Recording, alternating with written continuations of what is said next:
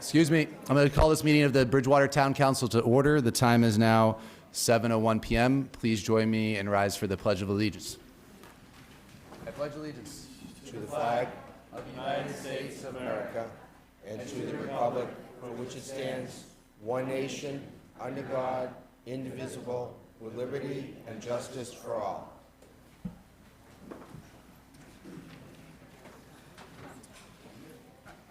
For those folks who are waiting to the side, we'll do our best to try to find some more chairs. And I think, is there an overflow room tonight?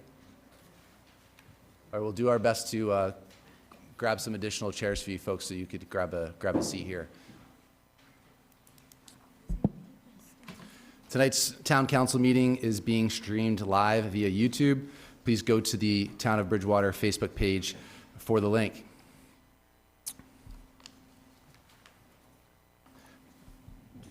I don't believe I have any condolences tonight for our Bridgewater veterans. Our veterans agent is here, but please just join me in a moment of silence for all of our Bridgewater veterans and their families, those who have passed.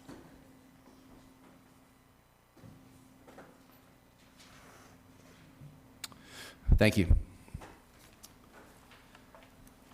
Okay, first up on our agenda for tonight is approval of minutes from previous meetings. We have our March 3rd meeting minutes. Do I have a motion for approval? Second. A motion and a second. Any discussion on these minutes? Okay, seeing none. All those in favor? Yeah. Oh, sorry. Oh, we have Councilor McGrath on Zoom, so we will have to do a roll call. Thank you for that. So, Debbie, once you grab a seat, we will go ahead and do that roll call.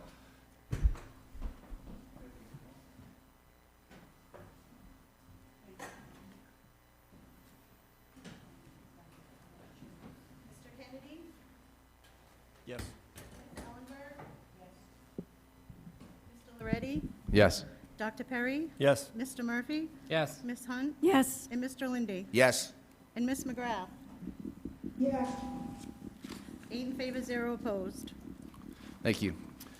Next up, we have announcements from the president. As of today, I believe we had 4 earlier, but are we up to 5 applicants for the Charter Review Committee? That is supposed to be a committee of at least 7, or rather 7 individuals from town, 7 residents.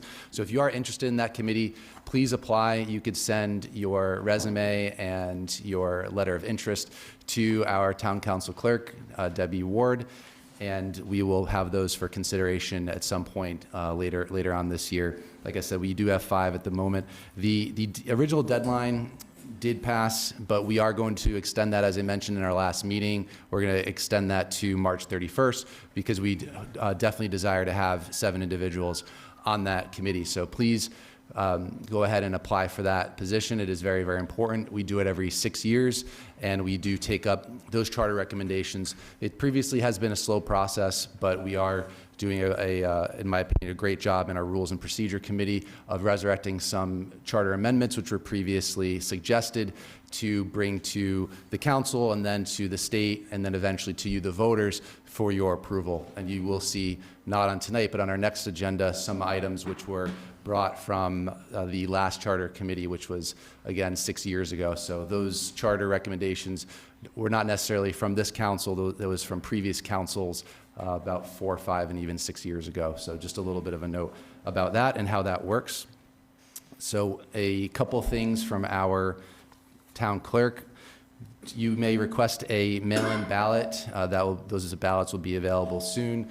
The list of candidates now is complete, as I understand it, and we will be releasing more information about the elections. The election is April 25th. If you previously requested a mail-in ballot for previous elections, this is a new year, and you'll need to go ahead and do that again.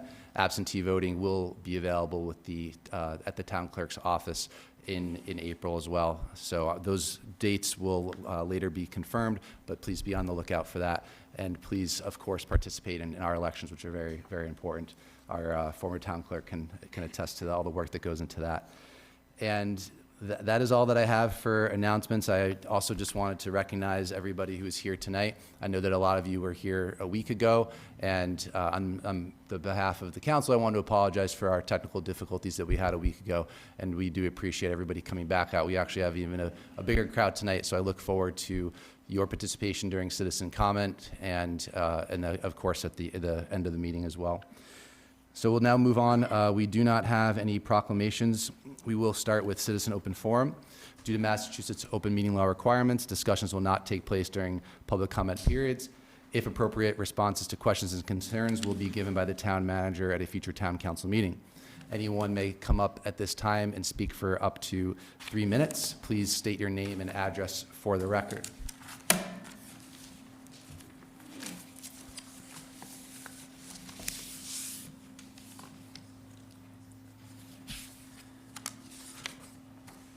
My name is David Moore. I live at 54 Flag Street. I've been a resident of Bridgewater for almost 76 years. Except for a few months, I've either worked, lived, or taught in town. I've had 40 years' experience working in town government, Conservation Commission, Building and Zoning. I served on a number of committees with the MBTA expansion, college expansion, commercial growth on Elm Street, Pleasant Street. I was a building inspector through the construction of 4 schools. I've served under 3-member Board of Selectmen, 5-member Board of Selectmen, and the Town Council. Executive secretaries, town administrators, weak town managers, strong town managers, and I've worked under 5 different town planners. I've witnessed a rapid expansion of the town, and growth from anywhere. When I was building inspector, there was years when I saw 12 new houses. There were years when I saw 150 new houses. So I've seen the growth. I've witnessed, over the last 12 years, I've witnessed a significant expansion in town government and the creation of the Community and Economic Development Office about 10 years ago. I'm pleased to hear that the town manager has undertaken some surveys of town staffing and the effectiveness and, you know, how many people we got working where. It's great to see. I hope to see some changes. I have personally seen no significant change, positive change, since the creation of the Office of Community and Economic Development. I've seen 3 projects come forth through that department in the last year. The first one, 45R Central Square. It started out as 6 apartments over commercial space on a 1/4 acre jammed in between some commercial buildings with no street frontage. It finally made it through the planning board, and it was said by some of the members of the planning board it was the worst project they'd ever seen. But it was permitted by our form-based zoning, which the town council adopted a year or so ago. The second one, 96 Main Street, is finally out of the gate. Some of you people from Bridgewater might know that as Enos's house, the big yellow, beautiful house there, but it's seen its use, and it's time for change.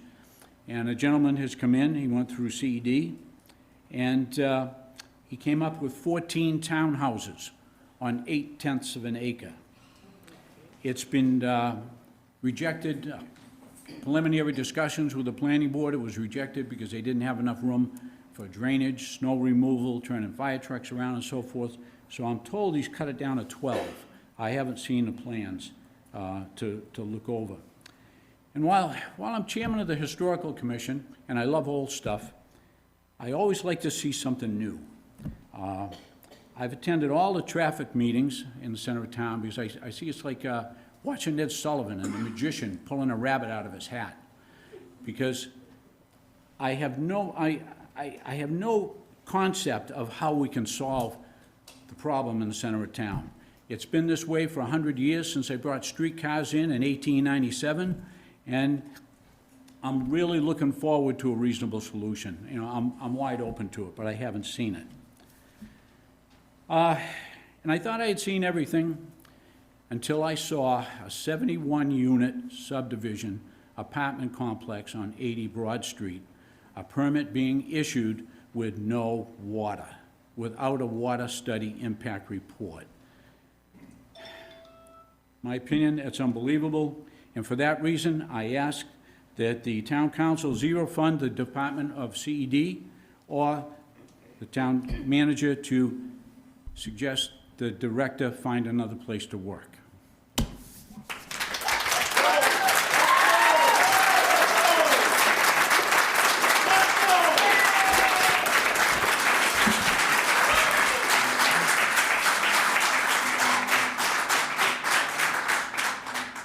Good evening. Janet Hanson, Pleasant Street. First off, I want to remind the councilor of my comments on March 3rd meeting regarding the ordinance DFY 26011 and 012. I'm not for removing the Agricultural Commission, as I had discussed, town manager and Mr. Kennedy. Since the explanations for them are missing, I respectfully request that either they are amended before voting or that they are rewritten to include the explanations of the changes before voting on them. That's what ordinance is supposed to do. Now, for the major points that the majority are here for, the form-based code needs to be eliminated. Give the power back to the boards and committees, such as the planning board, not the CEDD. The form-based code only favors the developers, not the residents of Bridgewater. The impact studies. If it's to be done, then any permitting of a project needs to wait for the results that are pending, not before. Too much power is in the hand of the CEDD, in my opinion. I understand two town councilors are working on this along with developing the WIS regulations. The rules of the water impact study should have been in place before it was even required or done. No one seems to know what to do with it once they get it. If it's being done, then a project needs to wait for it, period. We should put a moratorium or restriction on development due to the serious water issues in town. Nothing should be okayed with the promise that the water problem will be resolved in 2 years, for example. If it needs to be based on now, not the future. If a project won't be hooked up for 2 years, again, no approval until the water situation is okay. Once a town has a solid plan and has 100% rectified the issues with long-term results, then and only then can these projects be revisited at that time to see if they can be approved, not before. That area is only allowed don't forget there are other projects being proposed, such as Encompass on Claremont property. That area is only allowed a maximum of 100,000 gallons per day. Once the hotel and Encompass go online, that would bring it almost to that total. While we're working to protect the NIP, it's twofold because now we need to protect the town as there isn't any water supply what we need for infrastructure and residents. Before any projects are approved, WIS needs to be done and permits wait for those results, and the project shouldn't be approved even if it be a couple years before they come online. Once the town fixes the water issues and sewer and it's able to rest the wells, etc., long-term fixes that is, then only then should the projects be revisited to approve them. They can't approve for the future, only for now. Please listen to everyone tonight. A lot of good, accurate, well-researched information will be presented. With DEP, Apex, and a former Water Sewer Commission saying projects should be halted, I hope the town council and the manager listens to them. Thank you.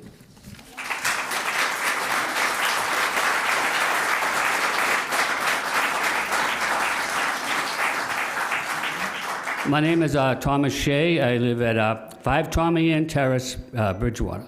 I'm not a great speaker, but I mean, I came to this council about 10 years ago, and I had a bad water problem, and the water was coming in like mud. They came, they flushed the hydrants. I mean, the thing is, if you don't open that hydrant fully, the drains don't close unless they're fully closed. And then they don't close until it's fully shut. So in order to get clean water, now they came last year and they flushed the hydrant and I got clean water. Right after Halloween, I got dirty water and they said that, well, we'll do this and we'll do that, and they never did it. They said they couldn't flush it. So I figured, oh, they got a plan, they're gonna flush it in February. Okay, well, the ground was frozen and everything. Now, it has to be flushed because I'm going through filters like you wouldn't believe. My water comes in like root beer, I put a filter on it, cost me $64. It lasts a week. I spend over $1,000 filtering my water. It's coming in like mud. What happens is, it comes to my house, right, and it stops, it gets stuck. Then it goes around the whole neighborhood again and gets stuck there.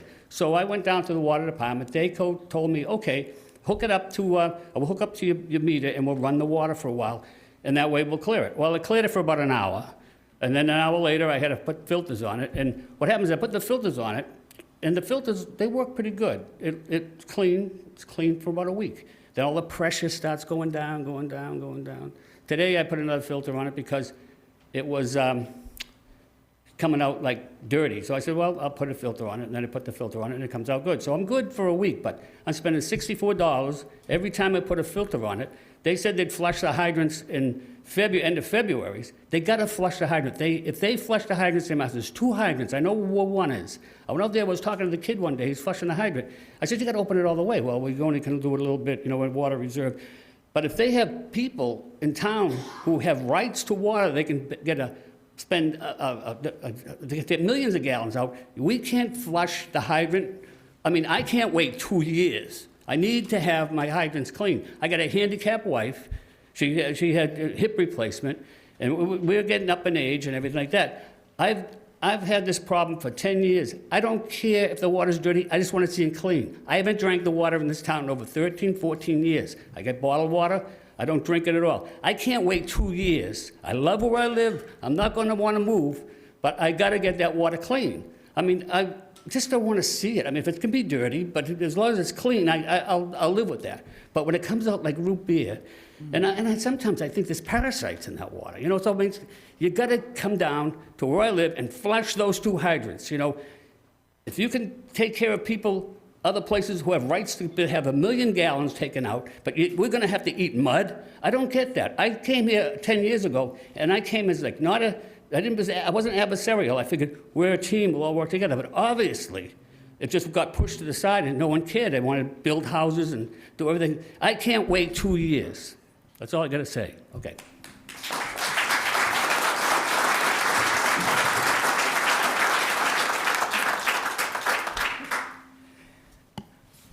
My name is Jean DiBattista, 260 Lakeside Drive. I'm amazed by what I'm seeing tonight. It's just wonderful. It's been wonderful to see this incredible engagement, and thank you for being willing to hear everyone. It's really obvious, and I think tonight is emphasizing this point, that Bridgewater can't afford to kick the can down the road anymore. It is time to correct our town's past mistakes. Doesn't really matter who made them, we need to correct them now. Bridgewater has heard from multiple experts, and it's clear they agree that Bridgewater has a very serious water quality and quantity issue, which is extremely dire. Bridgewater needs to focus its full attentions and resources on this crisis and listen to its residents before we find ourselves this spring in a place we don't want to be. This means we need a temporary moratorium on any and all new water connections of significance. We also need to raise the Tier 3 water rates for our existing large users, as well as their water connection fees. This will both help to fund the crisis that they helped to create and help us to fund the solution. We also need a procedure which authorizes the proper DPW personnel to deny new water connections based on unfavorable water impact statements, of which there are only unfavorable water impact statements at the present time. In fact, authorization of any new connections should be signed off by both the town manager and the town council. The planning board, in their last meeting, said they are seeking guidance as to whether they should even continue to review projects which require significant water hookups. Where is that guidance? We brought up the fact that that guidance needed to occur last fall. It's still not in place. In addition, Bridgewater needs the following in the long term. We need more transparency, and we need to stop pretending we don't know the answer to the questions that Bridgewater residents are raising. We also need stronger rules around conflicts of interest. There are several right now that I think it's becoming clearer and clearer exist. We need new objectives and goals which are more balanced for our town manager and our town personnel. We need to stop just focusing on one part of the equation, which is how much money can we bring in, and ignoring the other part of the equation, which is the quality of life here in Bridgewater. Order, please, order. Well, that's one more thing. A greater emphasis needs to be put on protecting the environment and protecting our critical services and infrastructure. And more responsible development and higher commercial tax rates that more closely match the towns around Bridgewater need to be put in place. Thank you.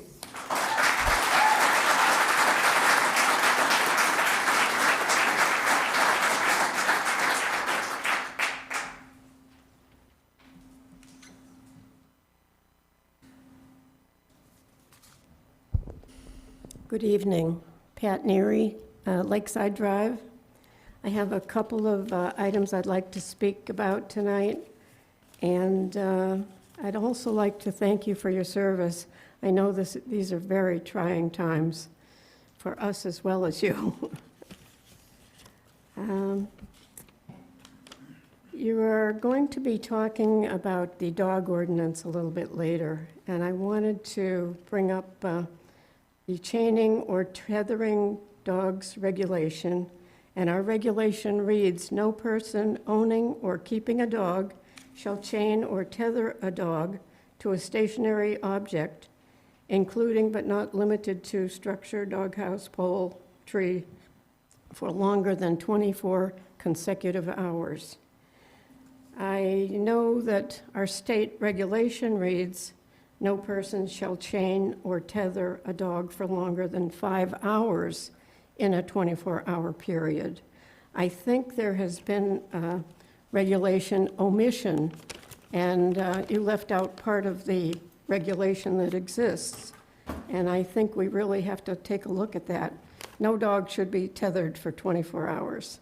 And, these are our companion animals, and we have to put in shorter hours if you're going to put in this ordinance at all. And some of us here tonight, of course, are talking about our water, and we're very concerned about the water allowance that has been granted to the Claremont Company, which has been using for their development by Lake Nipponicket. The latest plan is for a rehab hospital, which is not even in our zoning regulations. This allowance is for 100,000 gallons per day. And as mentioned, this special permit is expired because they didn't build anything for many years after the permit was granted. I'd love to have an explanation for that. We've tried to receive one, and it hasn't been forthcoming. So maybe we can figure out how we can get an explanation that that special permit is still being used, even though the people that have looked into it feel that it's expired. Well, this rehab hospital has supplied a water impact report in which the reporting firm has indicated the town does not have adequate water to supply to meet the demand. And there's a hotel that's already been approved over there, and we would love to see a water impact statement on that project as well. I know that we're all focused on our water issues, but we also need to address whether the sewer capacity is adequate, and maybe our DPW can address that tonight. And I think that's it, and I thank you for listening. Thank you.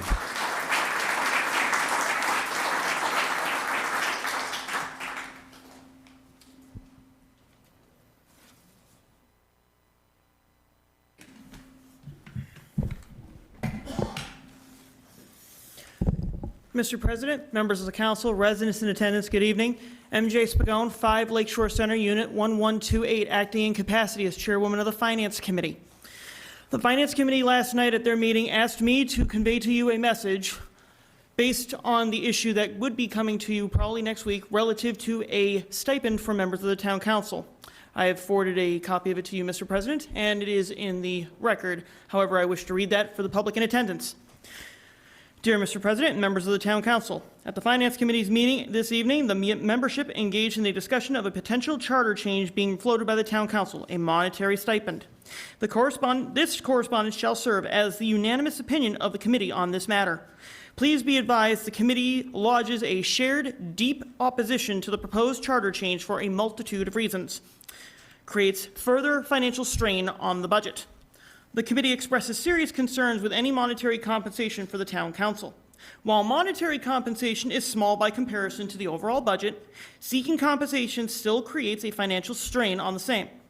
With the town facing multiple existential issues, including our serious water situation, deteriorating infrastructure, and an increased need to address potential shortfalls, it would be irresponsible and capricious to seek compensation for work which has remained uncompensated since the Town Council's inception in 2011. Creates an inequity with other boards, committees, and commissions. Allowing a stipend for the Town Council effectively creates an inequity between the legislative and contemplative bodies of the town of Bridgewater. No other board, committee, or commission in the town of Bridgewater, including the Finance Committee, receives compensatory consideration for their services. While an argument could be made that the stipend might begin a conversation of compensation for the said bodies, such argument would exacerbate fiscal challenges if they were pursued.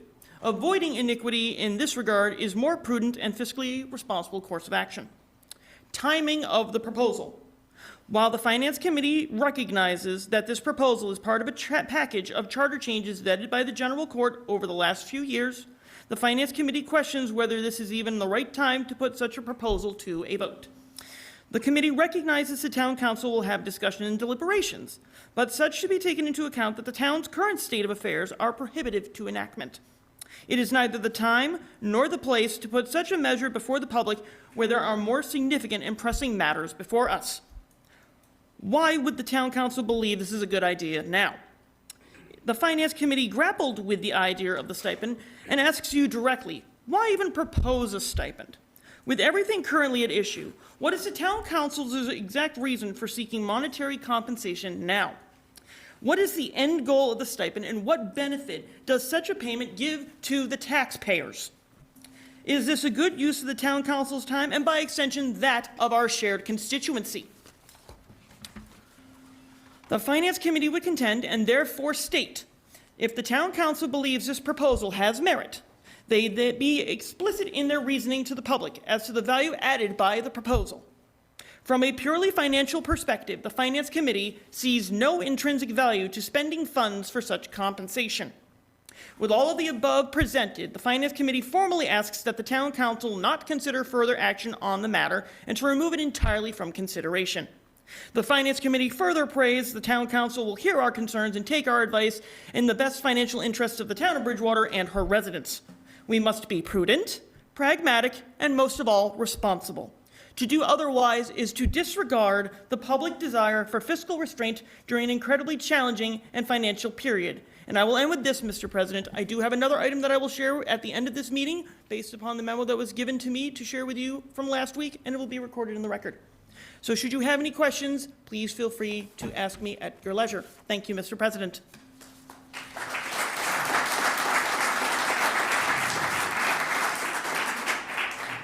Thank you, and I'll allow my other counselors to speak to this later since you are asking for a response, but this was due to the recommendations from the Charter Review Committee 6 years ago, as I mentioned earlier today, and to honor all of the hard work that they did, we decided to pull it out of rules and procedures earlier and then send it through the rest of the process.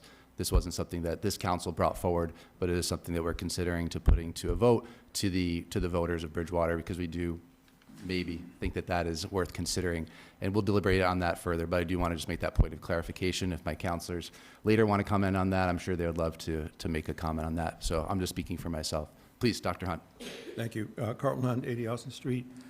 Very quickly, on order FY 26-11, I think there are 3 items underneath there. And I would just request that you take up each one individually, not vote the order in total.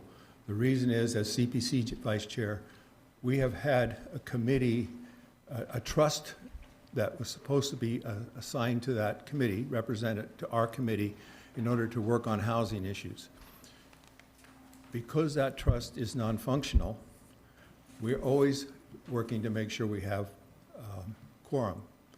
We need to replace that particular trust with an at-large member so that we can actually get quorum. We're down 2 other members right now, so we're down likely to be 3 people at a 5-member quorum. So I just ask you to take those 3 items up individually. Thank you. Thank you.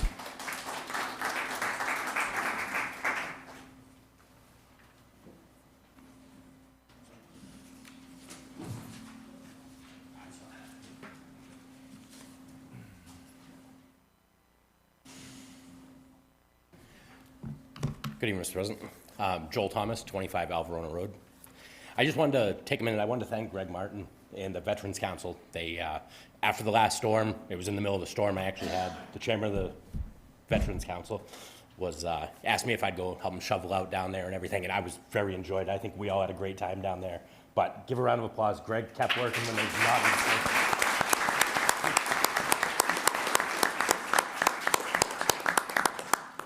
Oh, I was just one of the things I have. I know that back in December we were talking with the town manager about the water and sewer board, and he was looking at their qualifications.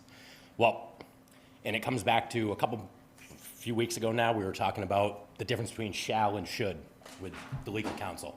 Well, it does state in section 27 that there shall be a water and sewer board. So why are we taking so long at that, but yet we were trying to rush an appointment to a council seat? So that's all I'm going to end with that. I have a lot of other water stuff, but I'm sure that Billy and the town manager are going to do a great job covering it tonight, so I appreciate it. Thank you.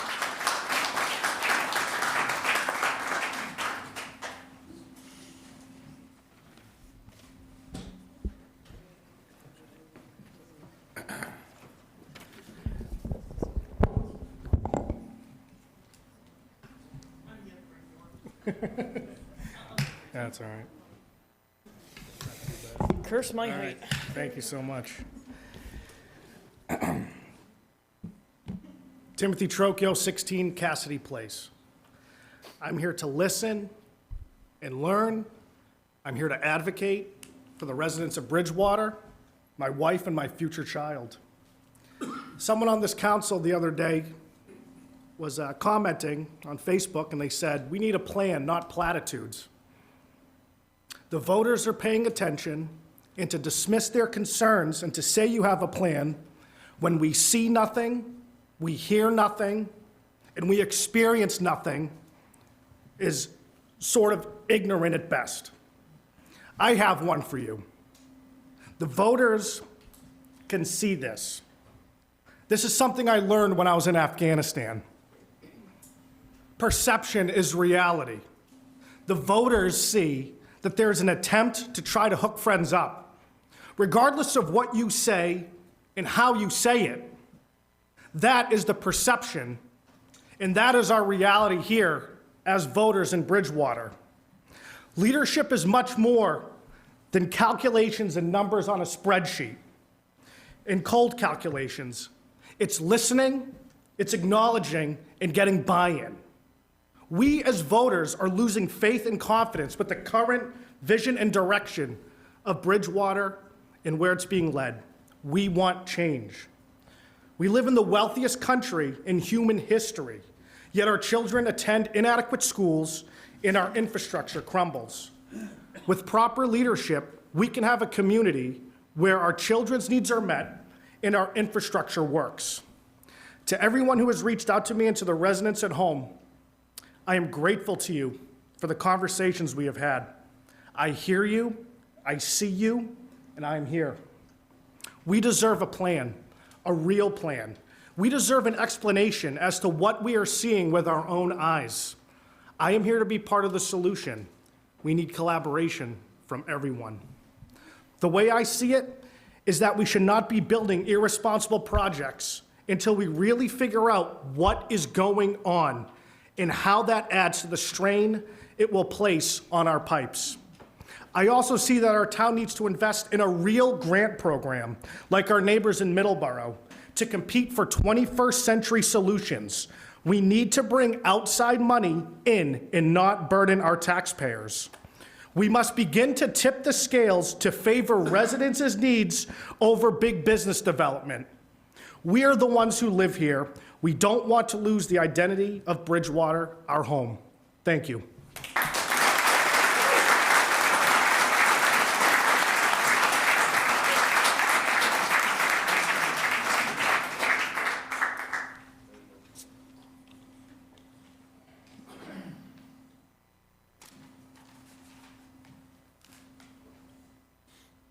Would anyone else like to come up and speak? Okay, oh.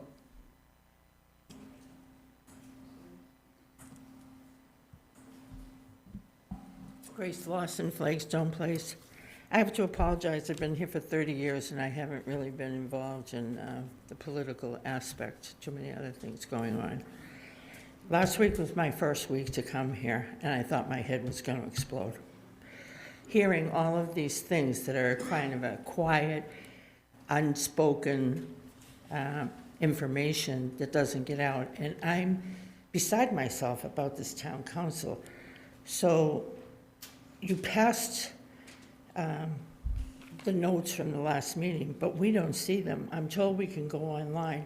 Why don't you print the notes before you accept them and attach them to the next week's agenda? I mean, that would be one thing where we could see what was actually happening without having to go hunt and peck. Some of us older people don't have the ability to go and download everything. If you want to be truly open about it, that would make sense to me.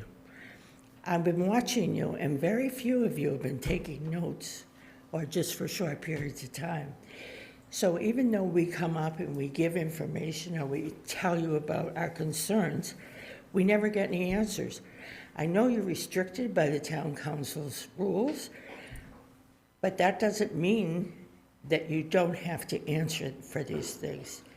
So it seems to me we're just up here bitching a little bit. Some people are scribbling things, and we never know what you're taking away from this. So I think if we're looking at town council rules, we need to really make an addendum that says that the information gets back to the citizens about the concerns that they raised. Some of them you may not have to answer, but some of them you really do. And I think it's, the destruction of communication is what leads to a downfall in any civilization. So I would encourage you to consider giving people answers to the questions that they raise and to publishing the minutes from the last meeting and having them accessible. That's all I have to say. And I'm sorry it took me 30 years to get here.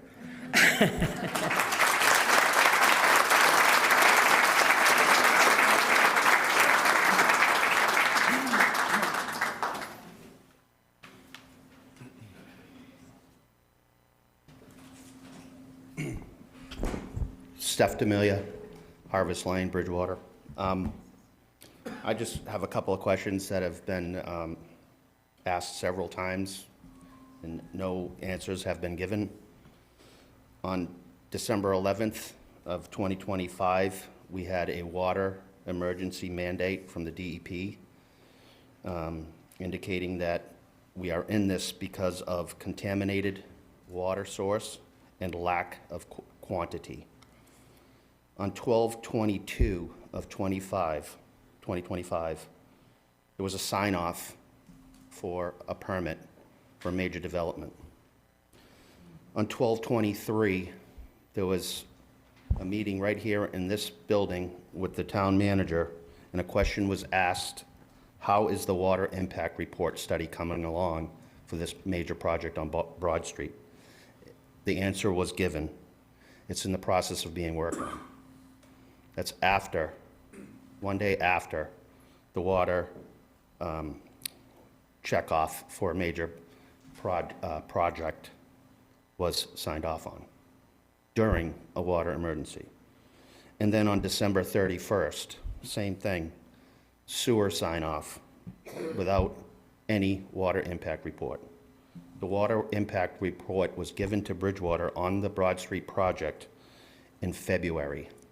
I'd like to know tonight, if possible, who signed off on December 22nd for the water, for the, without a water impact report for the Broad Street project, and on, again, on 12/31, December 31st, for the sewer on that project.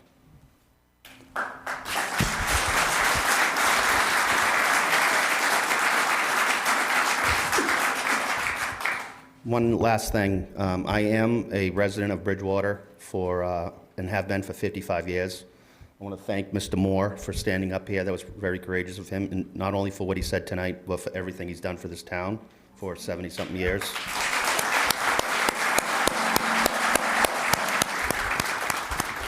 And I know there's a lot of people here tonight because of the water situation we're in.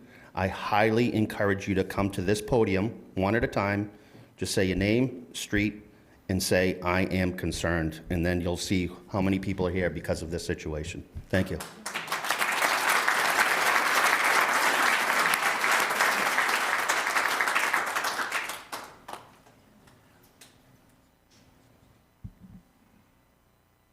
Hi, my name is Marie Hayes, Bolton Place in Bridgewater. I'm concerned about the water. We all saw what happened in California with their lack of water. Towns burnt down. We're going there.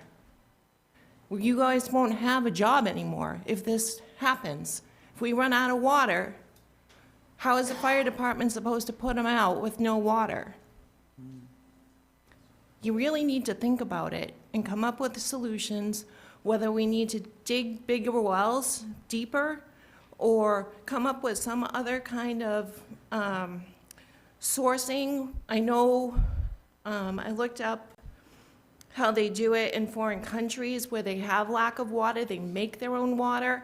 I know it's not good for a town this size, but maybe a small community should have to put something in that they can make their own water.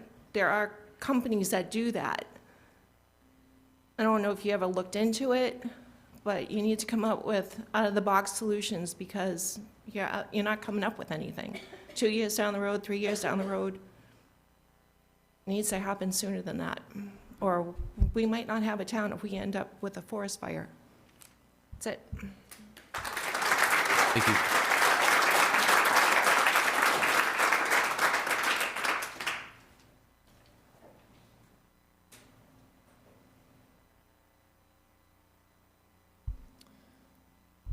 Would anyone else like to come up and speak?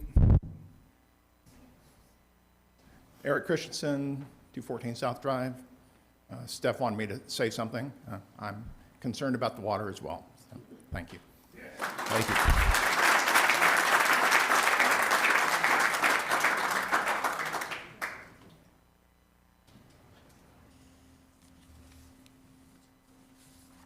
Kelly Kennedy, Setauket Trail. I'm also concerned about the water.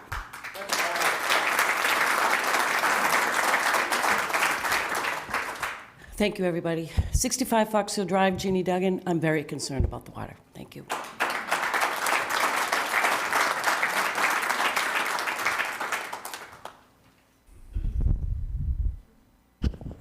Donna Jewell, 50 Keith Place.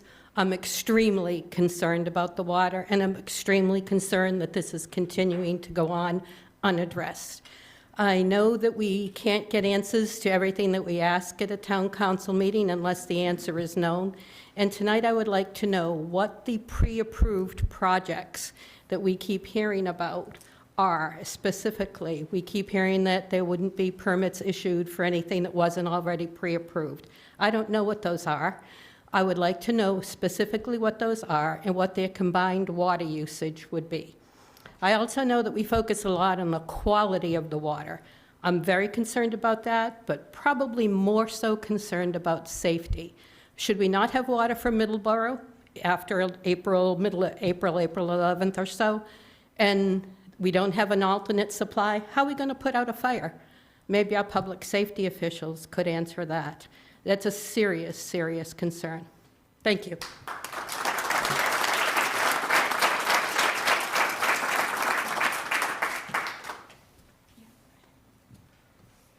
My name is John Norris, 1297 Vernon Street. I also have a business here in Bridgewater, and I am also concerned for myself, for my family, for my children.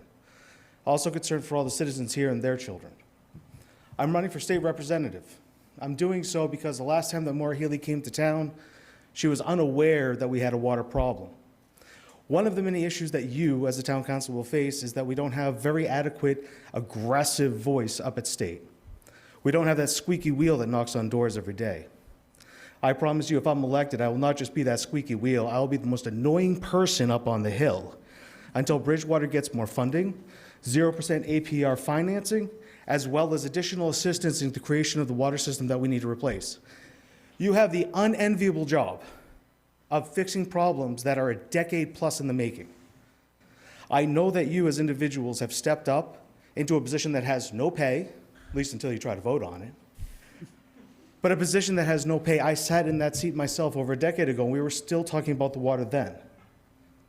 Now it has come to a head.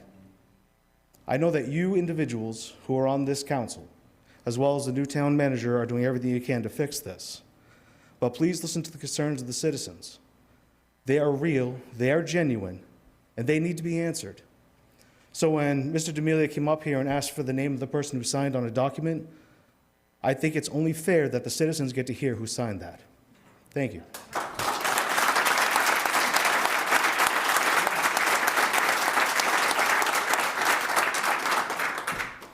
Good evening. I'm Christine Smith, Gadsby Drive. Like some of my fellow townspeople, this is my first time coming here and being involved. I've been in town for 20 years. I moved here from another town that had similar situations occurred, and I said, well, let's go to a better town, things that have it more together. And I have to tell you, listening to everything over the last 6 or so months has me only thinking one thought in my head, and that is, how fast can I get out of Bridgewater now? And that's not exactly what I love to hear myself say, because I've enjoyed being in this town, and I've met a lot of my lifelong friends here. And the townspeople are great. Look at what's in front of you. So my question to you is, what are you going to do for us? We need to fix it somehow, and it's up to you to help us do that.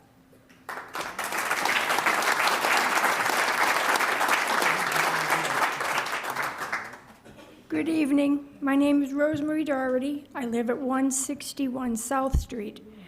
And although I don't feel that I've suffered any of the inconveniences of the town water, I am here to express my concern not only for the water supply, but for the town of Bridgewater itself. I've lived here for about 10 years, and I can't think of a better place I'd rather be. I'm also currently one of the crossing guards for the schools. And I love my job, and I really appreciate the kids, and I want to see them have a better future. Thank you.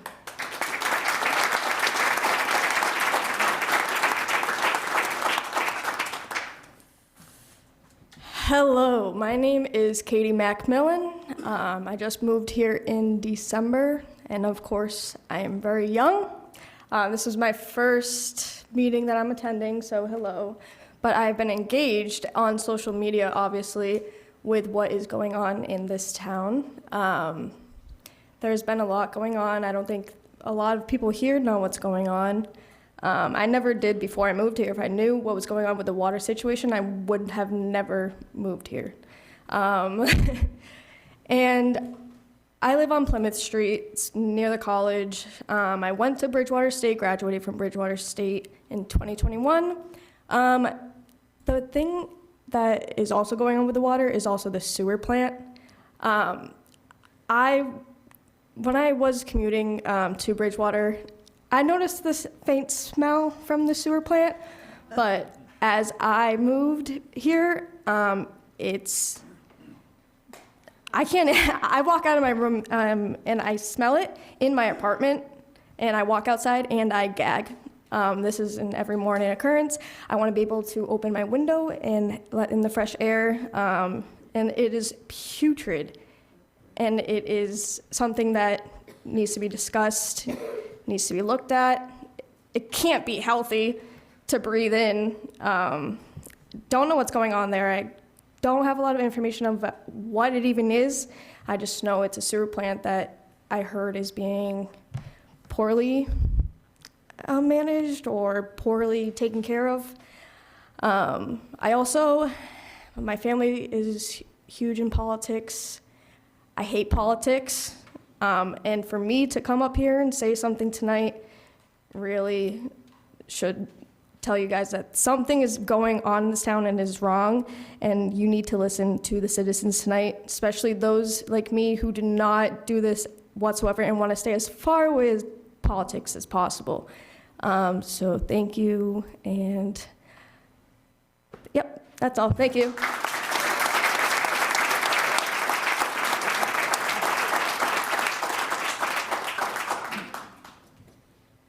Hello, Michael Doherty. That was my sister, 2 people back. I've been here for 10 years too. I'm helping a 92-year-old woman who owns a house on Broad Street, right across the street from the new construction.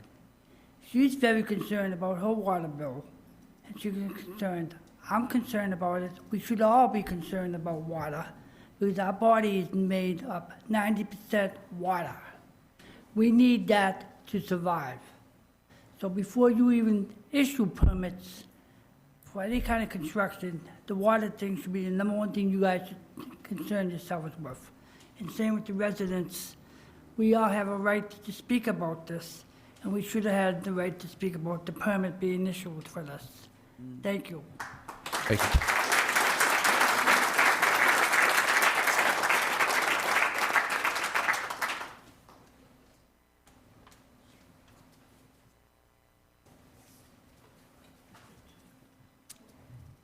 Tom Pratty, 37 Moulton Place in Bridgewater. I've lived here now consecutively for 67 years. This town has always had the best reputation for water. Those days are gone. We need to do something. People aren't here for politics. They're here for safety, and they're here for health. Steph, I'm very concerned.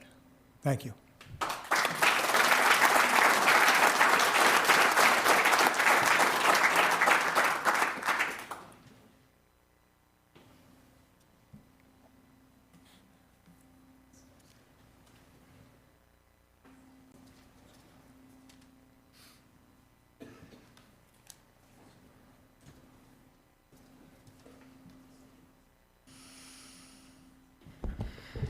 My name's Cindy Dempsey.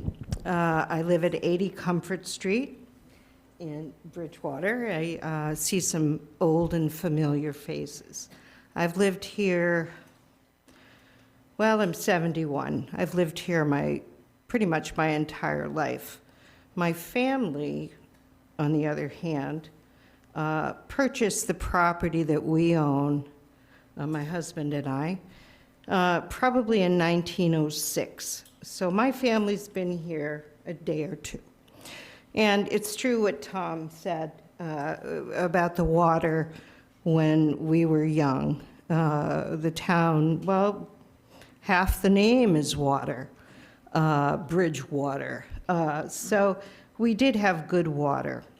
I, too, am extremely concerned about this. A little bit of history is that back, in the 80s, I worked for the Bridgewater Independent, the local weekly newspaper.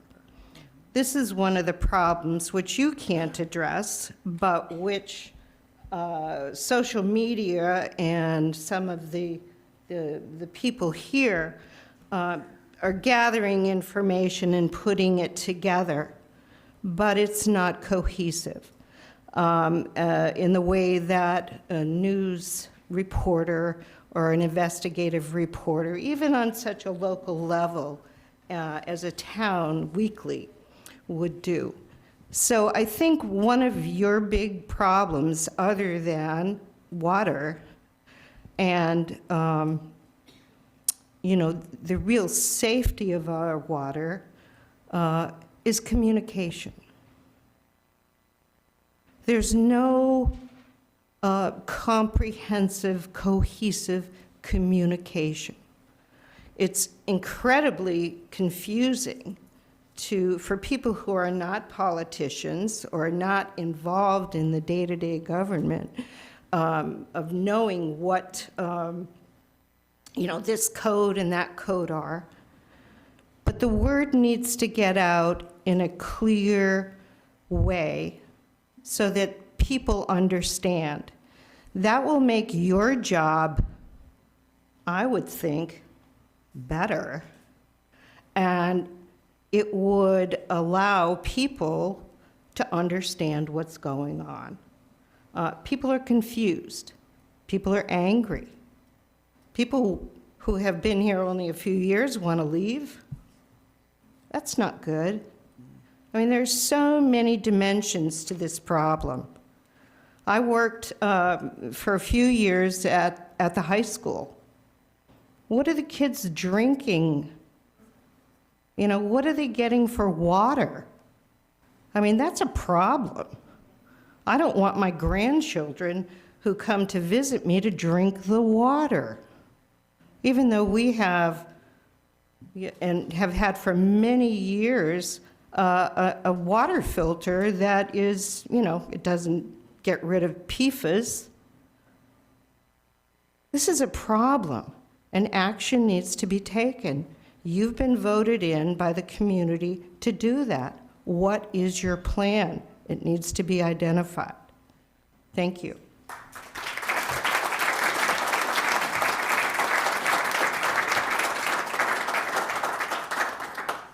Good evening. Rosemary Anderson from 25 High Pond, and I've lived in Bridgewater for 25 years. And the water situation is horrendous. And actually, I know several people who have had doctors say they think it's very possible that illnesses that they've had were caused by the water. I was one of those people. 2 summers ago, living all by myself, was so ill I couldn't get up off my couch to go to my kitchen and get something to eat. I was so fatigued. And it's really kind of a puzzling thing. I was here before. I brought water samples with me. I left them here for the board to look at. I invited you to drink it because I knew you wouldn't, but it was brown. I'm really upset about the young children who probably are being affected physically. I know what it did to me as an old person, and my doctor said it was very possible that it was the water. They ran all kinds of blood tests, lost my hair. It's horrendous. And something that's very puzzling to me is why, in a community that I live in of retired people, of 225 homes, I think, and some of us experience the bad water and others don't. And we're trying to figure out, how does that happen? And it seems to be the homes that are nearest High Street that are affected. And it's really uncomforting when you talk to your neighbors and you find out that they've bought new underwear for their husband, this is a true story, and washed it all before he wore it and had to throw it out because it came out brown. I personally bought very, very expensive sheets, brand new sheets, white ones. I donated them to a vet to use in his animal hospital for bandages. The sheets were brown. This has just got to stop. It's unforgivable. And the building, how does anybody in their right mind think that we should be building more places? We can't give water to people now. It's as simple as 1 and 1 makes 2. And why are we tearing down beautiful buildings that could be repurposed? You're talking about an 80-bed hospital on the NIP, one of the most pristine places in Bridgewater, and you're going to pollute it even more than it already has been because of all the hotels that are there? It doesn't make any sense, and it's heartbreaking. And it's also heartbreaking is that before I lived in Bridgewater, I lived in a community where there was pristine water. People came from all over to talk about the water from where I came from. It was a well, an old Indian well, and it never had contamination until last year. And they had to shut the well down. And guess what? Because they were building. And when you're building and you're chopping down trees and you have nothing to take care of sopping up the water that's polluting your roads, it's crazy. It's just crazy. And and off the water, and I promise I won't be much longer, I have been to several council meetings, and I have to say that I don't ever feel welcome. I think tonight is a perfect example of people showing up and there's no seats. And you scurry around and you get chairs later. Certainly you knew there was going to be a big audience tonight. There should have been seats prepared. And I really would like town council to see if there's something you could do to find a meeting place where people can sit, where people feel welcomed, can view and can hear well. This isn't it. Plus you take your life in your hands parking out in the square.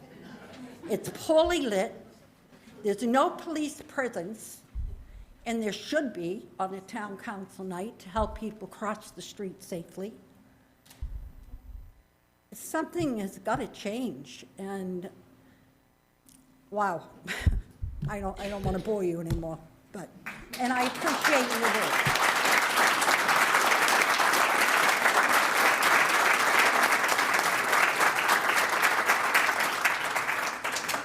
Margaret Peterson, 473 Summer Street. I'm letting you know, all know that I am very concerned about the water. I've been a resident for over 30 years. My family, my husband's family went to school all the way up, moved from Brockton. I think he came here when he was 6. He's now retired, so we've been here a while. And I've always loved this town, but definitely the water is so bad. It comes out dirt, and I understand we flush, and it's good for a couple of weeks, and then it's back to the usual brown again. I can't wash white in clothes in my house. I have to go to another town to wash my whites. not even washing it in the laundry mat in our town doesn't even work. It's bad. So thanks you for listening, and I want to thank you, Kelly, for keeping us apprised online. Thank you. We really appreciate it. We really appreciate you, and because of you, I think we're all here. Thank you very much.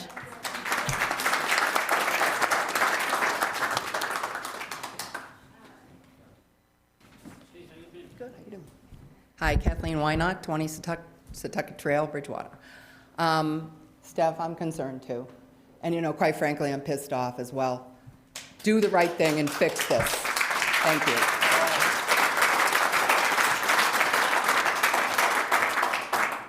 Kelly Meehan, 220 Curve Street.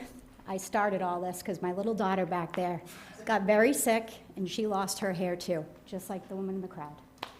I had all of her symptoms, every one of them. Unbelievable.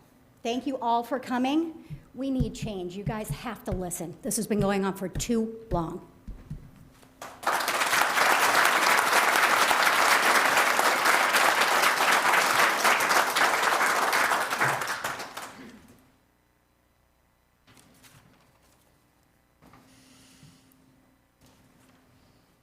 Good evening, everybody. My name's Steve Dempsey. I live at 80 Comfort Street. along with my lovely wife who just addressed you, and I'm not here just to support her, because if I don't, I would be in trouble, but it's because I want to thank the gentleman who invited the people up to say, whoever in this room has a deep concern about our water situation, please come up one by one. Thank you for that.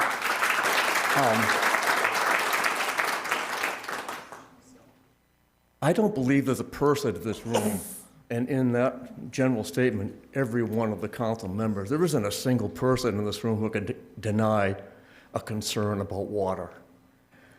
Like Cindy said, my wife said, we've had like a solid carbon block filter in our house, and I'm thinking, oh, I'm drinking this great water, great water. She's giving me a hassle about, Steve, don't drink, the water, there's a question. And I was ignoring it until just recently, so I'm a little bit new to this biggest issue. But I spent my entire career in education, and I can tell you, when you had a troubled kid, high school kid, one of the first things I would do is say, let's go for a walk, and I'd give him a glass of water. Water is the, after oxygen, most important issue in the world for humanity. We would not be a planet, the blue planet, without water. Clean, fresh, wholesome, nutritious water. I am really shocked about these PFAS. I'm not a chemist. I'm concerned. What is the impact? I drink at least probably 1.5 gallons of water a day to keep my health. I'm thinking about the kids in school. What's in the water from their bubbler? Are they drinking bad water? What about the people? And I'm thinking about the poor guys, folks down and I think they probably have their own system, but down in the prison. Now, they can't go anywhere else. Are they drinking poison water too? So it's a huge concern, and the council, thank you for your work. I know it's hard being on doing this public work, because someone's going to be pissed off at you no matter what your stance is, right? But please, take your responsibility. I know you do, seriously, but please try to dig into this. Please don't give an excuse that the state says we have to have extra housing, so we can't do anything about a pre-approved project when there's a water emergency declared by the Department of Environmental Protection. I don't buy that. I don't buy that you can't seek them and say, sorry, too late, too late. So, thank you very much, everybody, and thank all you great people for coming tonight. This is a wonderful town, by the way. 5 generations of Italians in this town, and I'm here because of them, and I thank them all. Thank you, folks.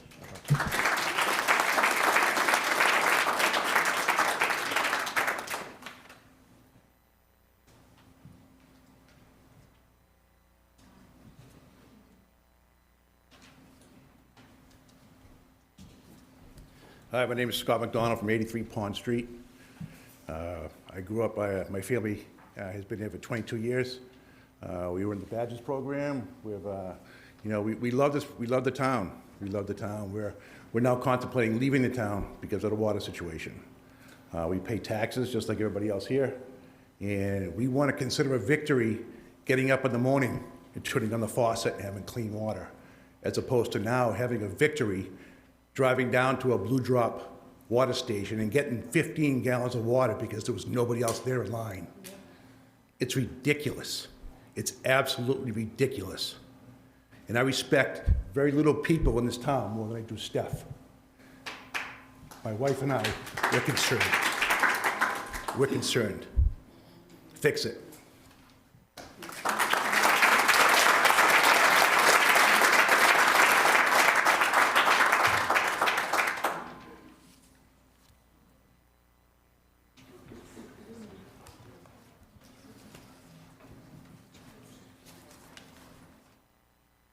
Good evening. Maureen Caro, 1466 Vernon Street.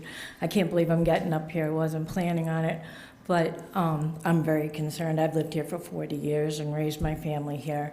My husband and I are semi-newly retired, and our plan was to downsize when we retire.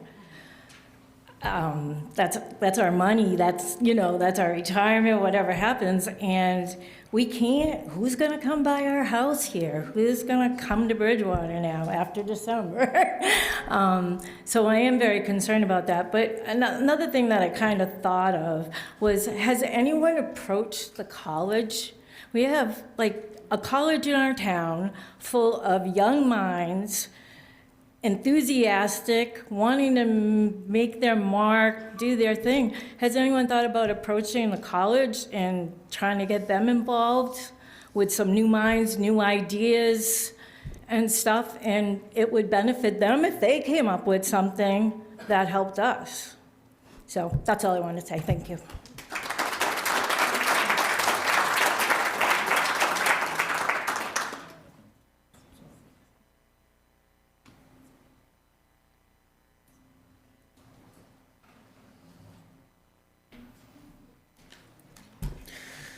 Mr. President, members of the council, residents in attendance, MJ Spagone, 5 Lakeshore Center, Unit 1128, speaking as a resident of the town of Bridgewater.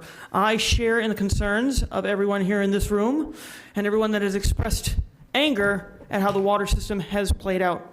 You see this? This is a bottle of water. It's about $1.99 each time I buy one. I buy a 30-pack of these every couple of weeks. I'm getting real tired of it when I have to pay a large water bill where I live.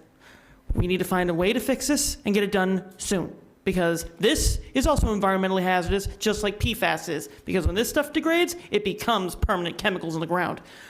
Let's fix this problem, and let's get it done quickly. Thank you, Mr. President.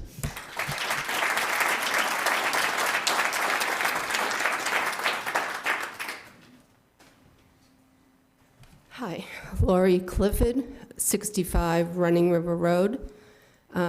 I've been following on social media and recently started to come here because I, too, am concerned.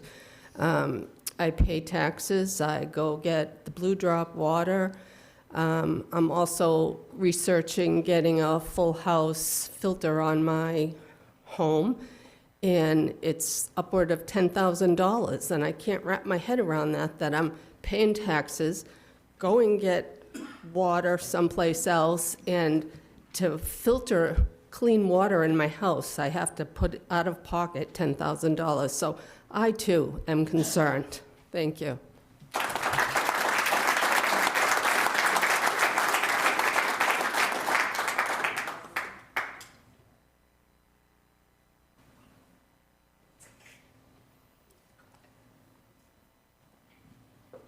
Would anyone else like to come up and speak?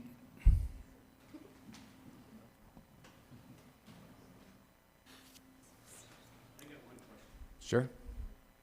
I got one question. When are you going to flush? Really, I mean it. I mean, when are you going to flush? Because I'll get what looks clean once you flush. I mean, that's the best I think I'm going to do, but I can't wait 2 years. So I want to know when you're going to flush. I hope that everybody sticks around for the water presentation, and we're going to be answering those questions coming up here shortly. Okay.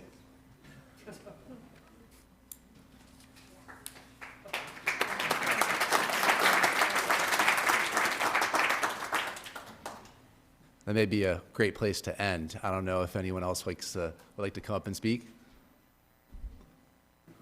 All right, well, speaking for myself, thank you all for coming tonight. I think that government works best when its citizens are involved, so I appreciate every single one of you coming up here this evening and sharing your thoughts and concerns. They are definitely heard, and we will have that update here. This water presentation will be coming up here in a few moments. I encourage everybody to stick around and to educate yourself. We'll continue to get educated on our end as to where everything currently is, and we're going to lay out the plans that we have for the town and all the different options that we have available to us. So we'll go ahead and move on here. I was just going to propose that we take item I, town manager report, out of order so we can jump right into it. Second. Yes, so for discussion, do we need to take the hearing due to any time constraints? Okay. So, yeah, we would just do the hearing quickly, and then we would then move on to town manager's report. You want to rescind it? I'll rescind it. All right, cool. All right, so with that being said, again, thank you everybody for speaking. We will have another period at the end of the meeting if you'd like to come up again or come up for the first time to speak. So we do not have any appointments. We'll move on to our hearings here quickly, and then we will have the town manager's report briefly after that, which will include that water presentation that we previously mentioned. So we'll begin with Order FY 26-034. Laying out an acceptance of a private way. This is for the Cal Drive extension. This is a continued public hearing. which was originally noticed in the 2/24/26 enterprise. I will reopen this continued hearing at 8:15 p.m., and I will ask the petitioner, Mr. Lee Castanetti, if he would like to speak at all at this time.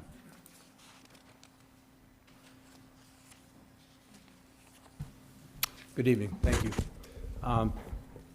Lee Castanetti, representing the petitioner, Long-Built Homes. You have previously accepted the roads, the layout for the three primary roads in the development, and I inadvertently overlooked, this was an extension of existing road, and I inadvertently overlooked filing this application at the same time that I filed the other three. So this is just a completion of the process for the entire subdivision. Great, thank you for that. At this time, are there any general questions from the public? Seeing none, is there anyone from the public who would like to speak in favor? Seeing none, is there anybody from the public that would like to speak in opposition? And seeing none, do any of our counselors here have any questions for the petitioner? Okay. Say that this is not something that we're adding, or it's not new development or anything like that, just so everybody is clear. Yes, thank you for that. And it's a previously existing development. We accepted the other streets that were in this neighborhood, and this would complete the package. I guess that makes sense. Correct. Great.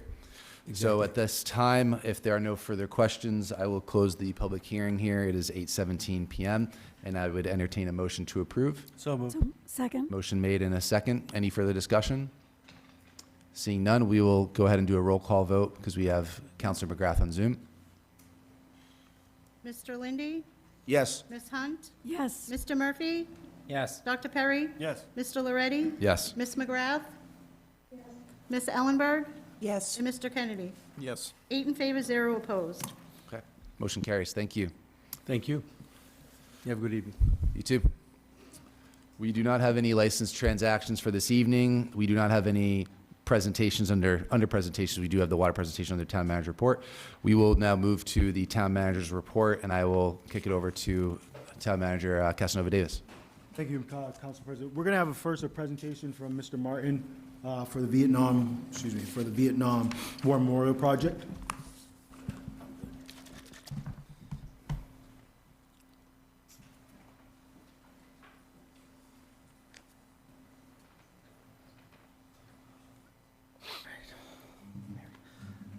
Thank you, Council President, Town Manager, and the Council, and members of the public. Wanted to, some of you heard a little bit of this presentation last week, but now that we can broadcast it to the masses, we wanted to come back and give the presentation again. The purpose of this presentation is to inform the audience of a project that we're doing called the Vietnam War Memorial Project. And I'll start off by just telling a story. First of all, my name's Greg Martin. I'm the Veterans Agent for the town of Bridgewater. And I'm here with Mary Bogle, who's a member of our Veterans Council, Sean Murphy, who's our Veterans Council Chairman, and Mr. Stephen Ferris, who is actually joining the Veterans Council. He's our honorary Vietnam veteran. Actually, Mr. Ferris is one of 2 veterans that I'm aware of in town, besides Mr. Bill Labossiere, who many of you know, who served in both Vietnam and the Gulf War. Both those conflicts 20 years apart.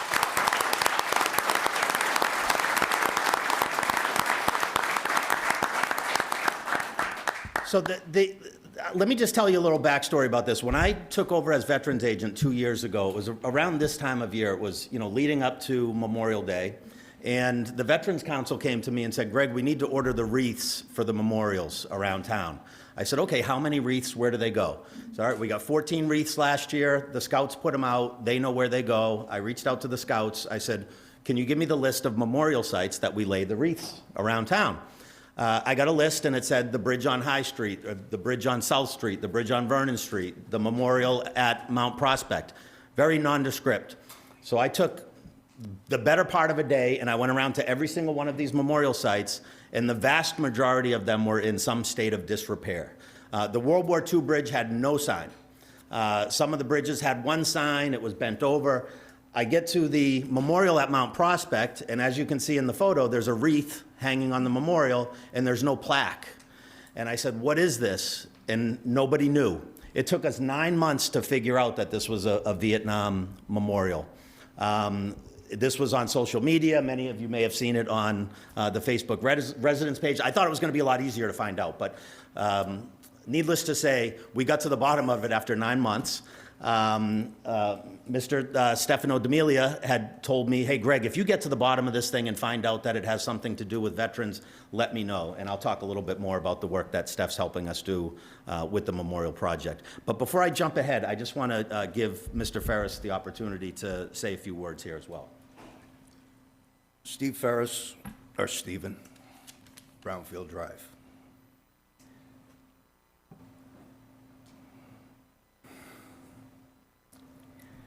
I came to Greg's office for another reason. Come to find out, we got talking about, is there a Vietnam memorial? And he said, funny. He says, I just traced down the plaque for it. My head kind of twisted and I went, chase down a plaque? He said, well, I'm going over to it. Do you want to come? I'm sorry, I might get emotional. As we drove over, there was a resemblance of what gentlemen and women come back to in this country. A broken, disrespected, and forgotten monument. That's the way a lot of veterans felt coming home. We were told not to wear our uniforms. We were told, buy civvies down the PX, get civilian baggage, put baseball caps on. You know the rest of the story. Right? And that's the way we came home. And we just matriculated back into the community, tried to get jobs. People would find out you couldn't get a job just because you were a vet. Vietnam vets cover all veterans. We're there to do a job. We sign a contract. We take an oath to protect domestic and foreign. We don't have a choice. We do our job. You're here doing a job. You're doing it under a lot of stress. All I was asking for from Mr. Martin was, how do we make this right? Well, in a very short period of time, with the word getting out, through a number of different agencies. Some have veterans and families, some don't. Some are young, that they don't even kind of really remember what Vietnam was. I've got to see both. I wasn't going to bring it up myself, but I come back from Vietnam, that was one thing. Coming back from Desert Storm, completely different thing. Runways lit with lights, people chanting, waving flags. That's the way it should always be. Remember, we're doing a job. That's all we're doing. Thank you.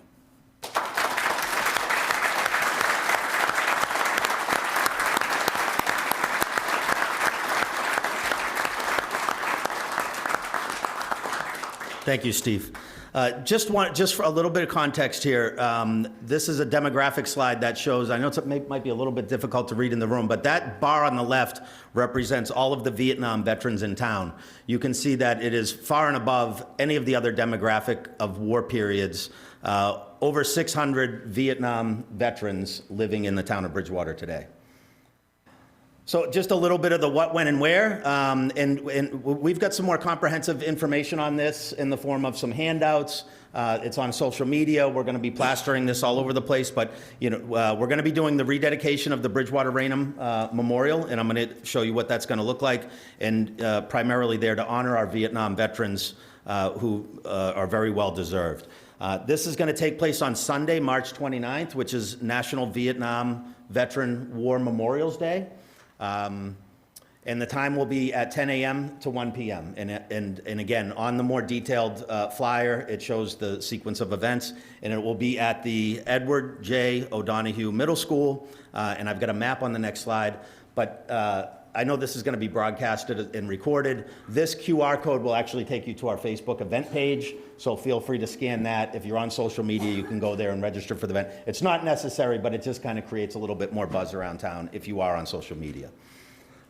This is the location. So where you see the red star here, that's the site of the memorial. This is Mount Prospect Street. Across the street is the graveyard, and we've got plenty of parking, and it's going to be the perfect venue for the event that we have planned. This is what the monument is going to look like. It's going to be incredible. It's, as you can see, it's black granite, much like the Vietnam War Memorial. As I mentioned before, Mr. D'Amelia has graciously offered his resources and services to help. He put his money where his mouth is. When he told me, 9 months ago, when you figured this out, Greg, let me know.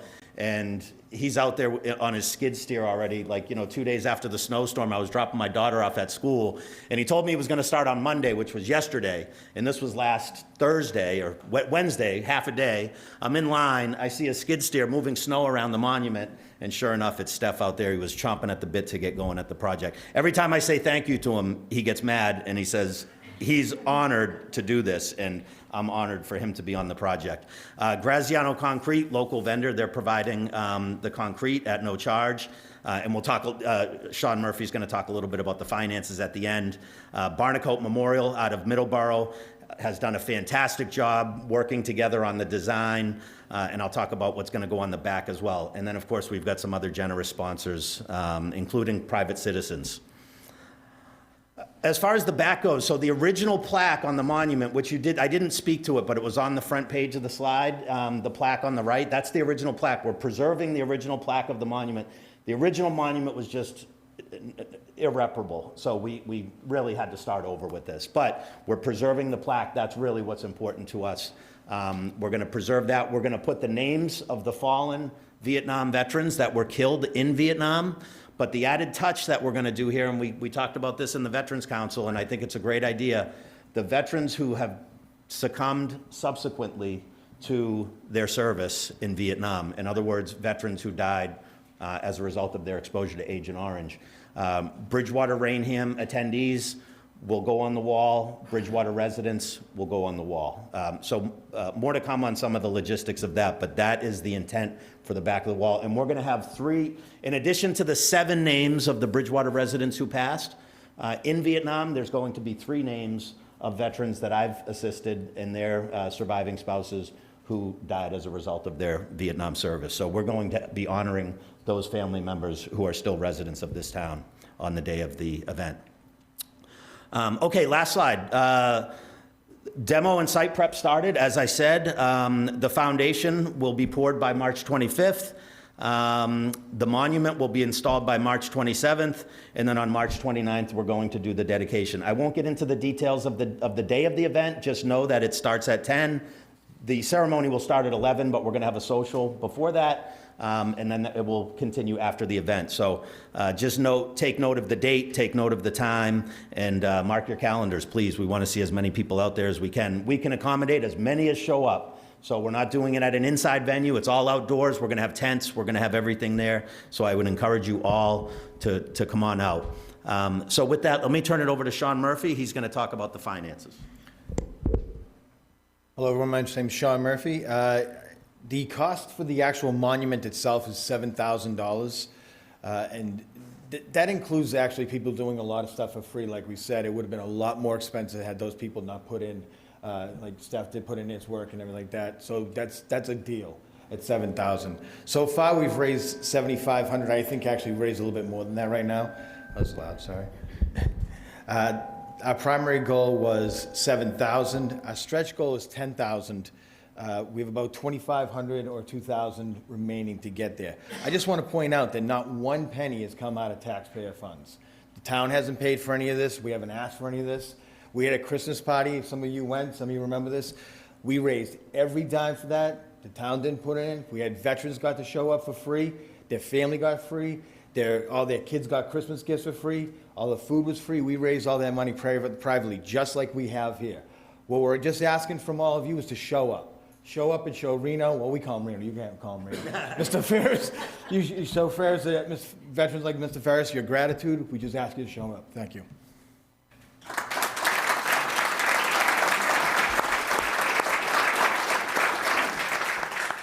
Any questions from the council? None for me. Any questions, councilors? Just thanking you very much from the bottom of our hearts. Thank you.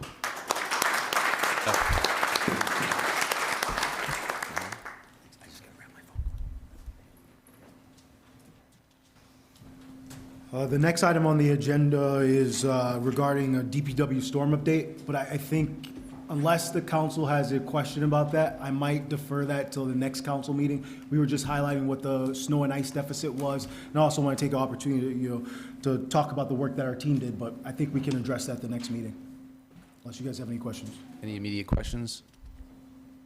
No? Okay. Okay.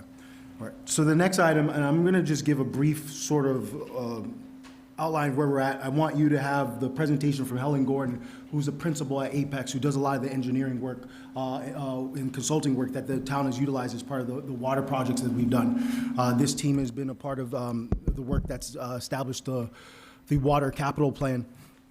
But before we do that, I really quickly want to say that, obviously, we have a lot more people here, and I'm glad to have these residents here. So we can just quickly talk about some of the work that we've done, the work that we are going to be doing in addition to that. But as everyone's aware, there was an interconnection with Middleborough. We established that in January for a reason. One, we wanted to ensure that we weren't turning wells 10B primarily on because it was an untreated well. We wanted to make sure that we were never going to be in that situation again, hopefully. And by establishing interconnection with Middleborough, what we want to do is we want to be strategic. And remember, I've said many times, especially in municipal government, and I feel in this with our water infrastructure, we've been reactive, but be strategic. And some of the things that we've done with this interconnection, for example, we took well number 3 offline. We took it offline for about 2 weeks in order to redevelop the well. During that period, the well was producing 144,000 gallons per day. With the well redevelopment, we've more than doubled that capacity. It's now producing approximately 360,000 gallons per day. Being strategic.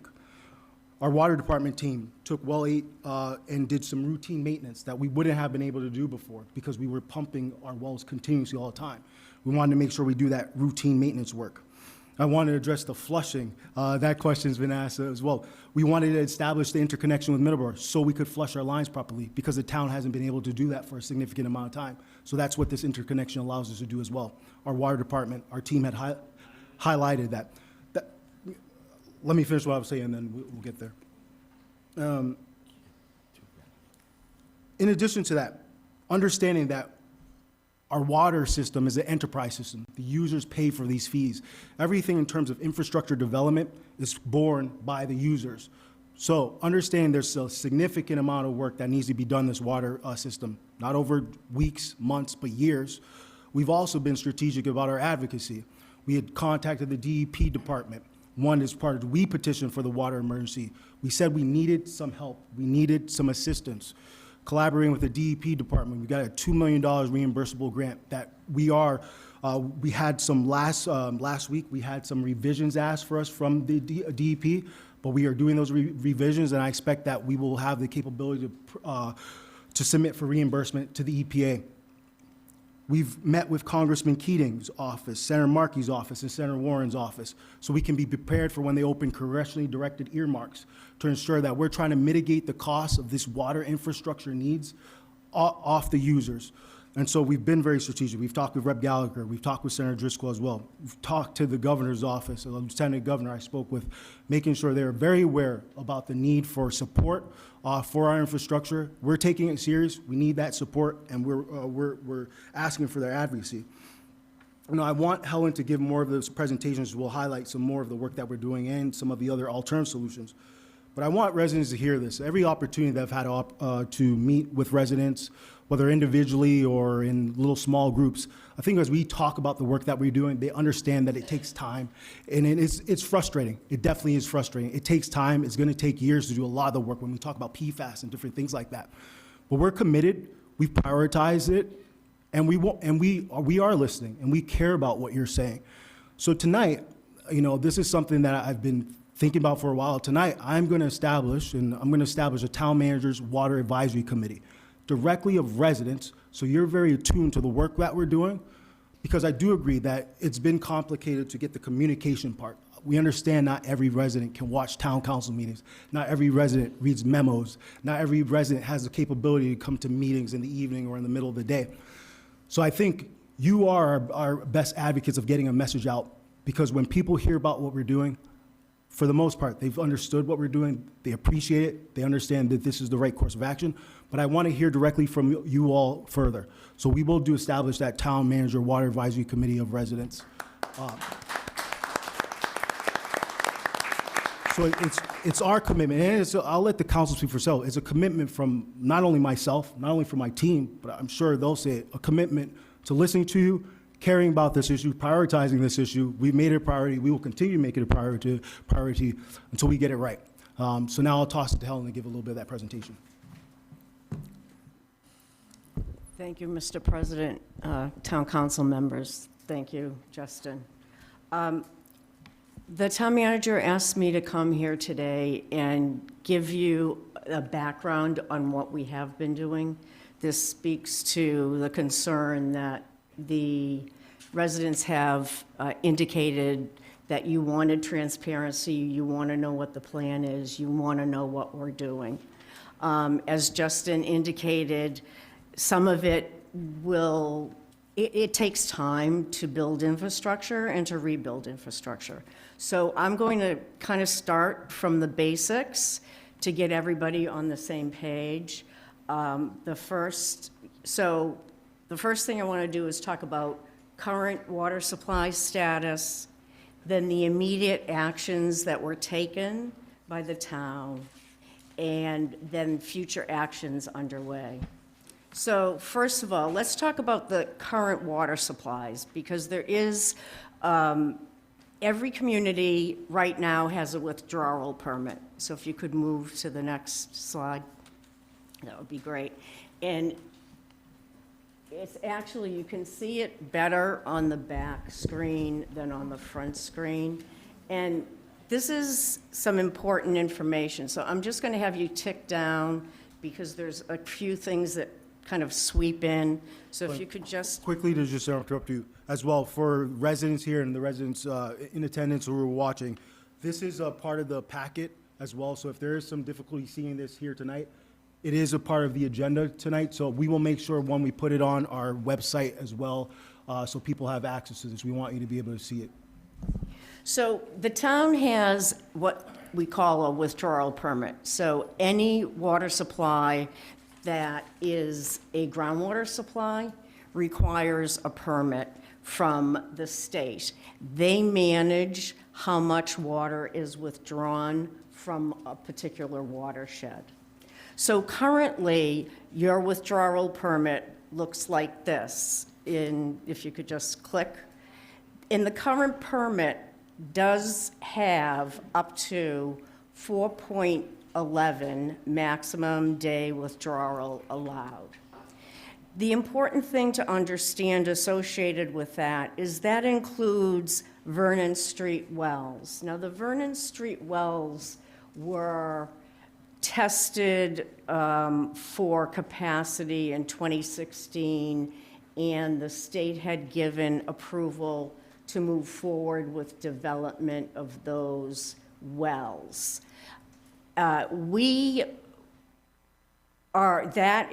Plan is moving forward, and we will talk about that in a minute. But right now, so our permitted capacity is 4.11, but the actual capacity we have right now is, do you want me to run it? Oh, okay, sorry.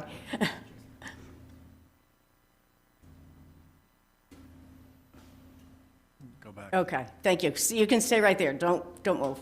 That's fine.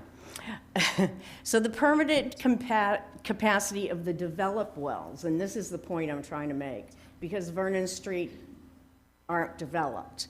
Your current permit capacity is 1.86 MGD. That's your average day demand, with a maximum of 2.87.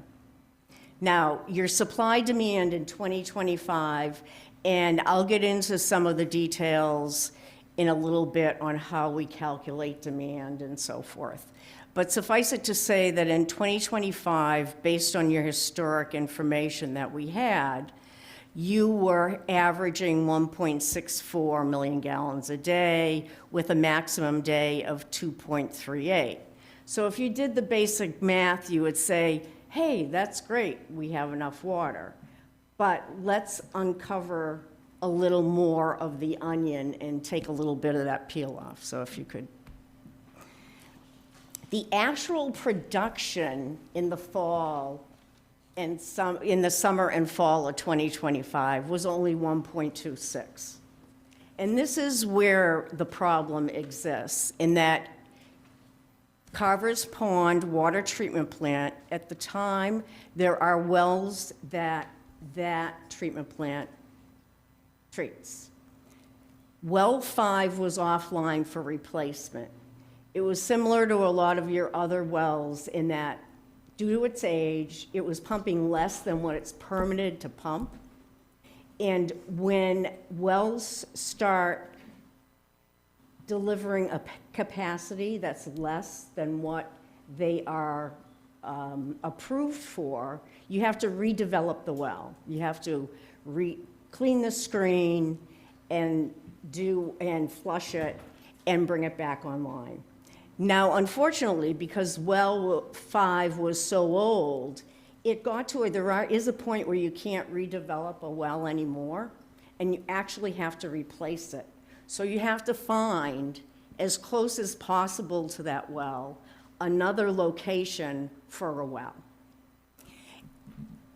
At the same time, there was a reduction of the carrying capacity at the discharge pipe due to tuberculation, which is something that needs to be addressed as well.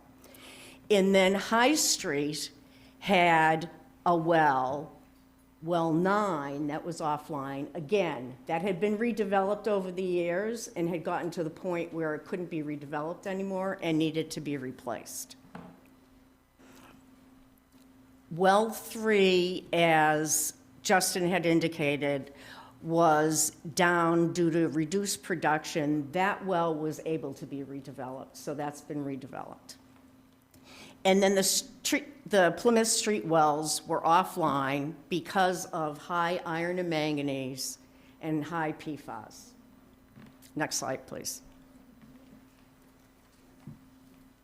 So let's talk about the immediate actions that were taken. And again, I think I don't want you to crane your neck too much, but it appears that this one's clearer for you.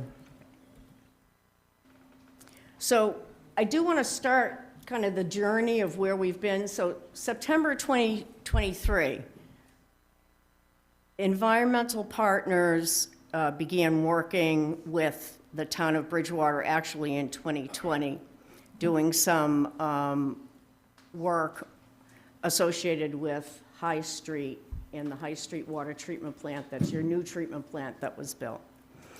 In September 2023, Carver Pond Well 5R and 9R were reduced. So again, I mentioned Well 5 and Well 9 were not producing as they should and needed to be replaced.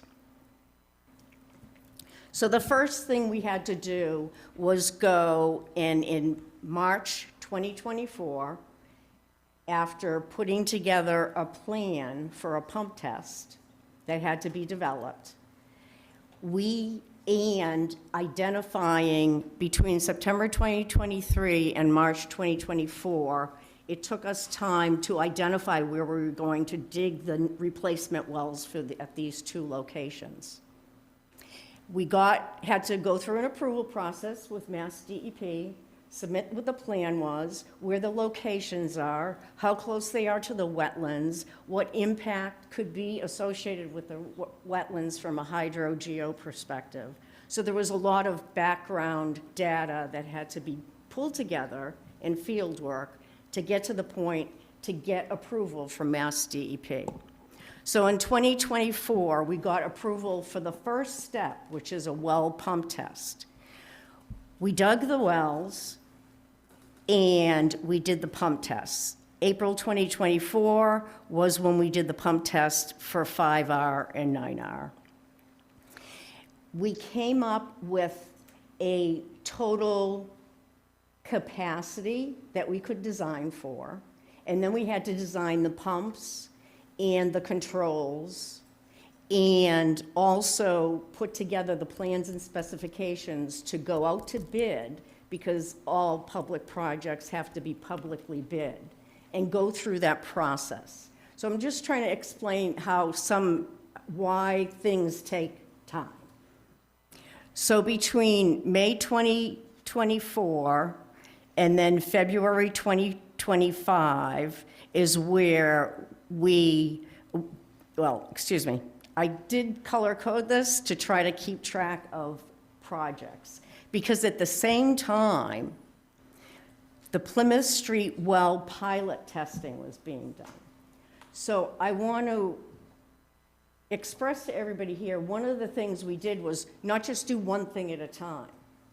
So we were engaged to also look at the Plymouth Street wells as far as the quality goes, iron and manganese, PFAS.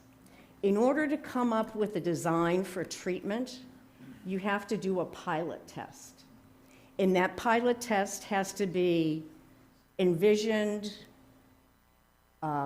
put together for the plan, submitted to the state for approval, and get approval. Then we have to have actually a little pilot of the treatment systems that you're going to be using out on site. So we have to get it out on site, and we have to run it for a month. I'm simple-minded. You can't. We're not able to interrupt the presentation.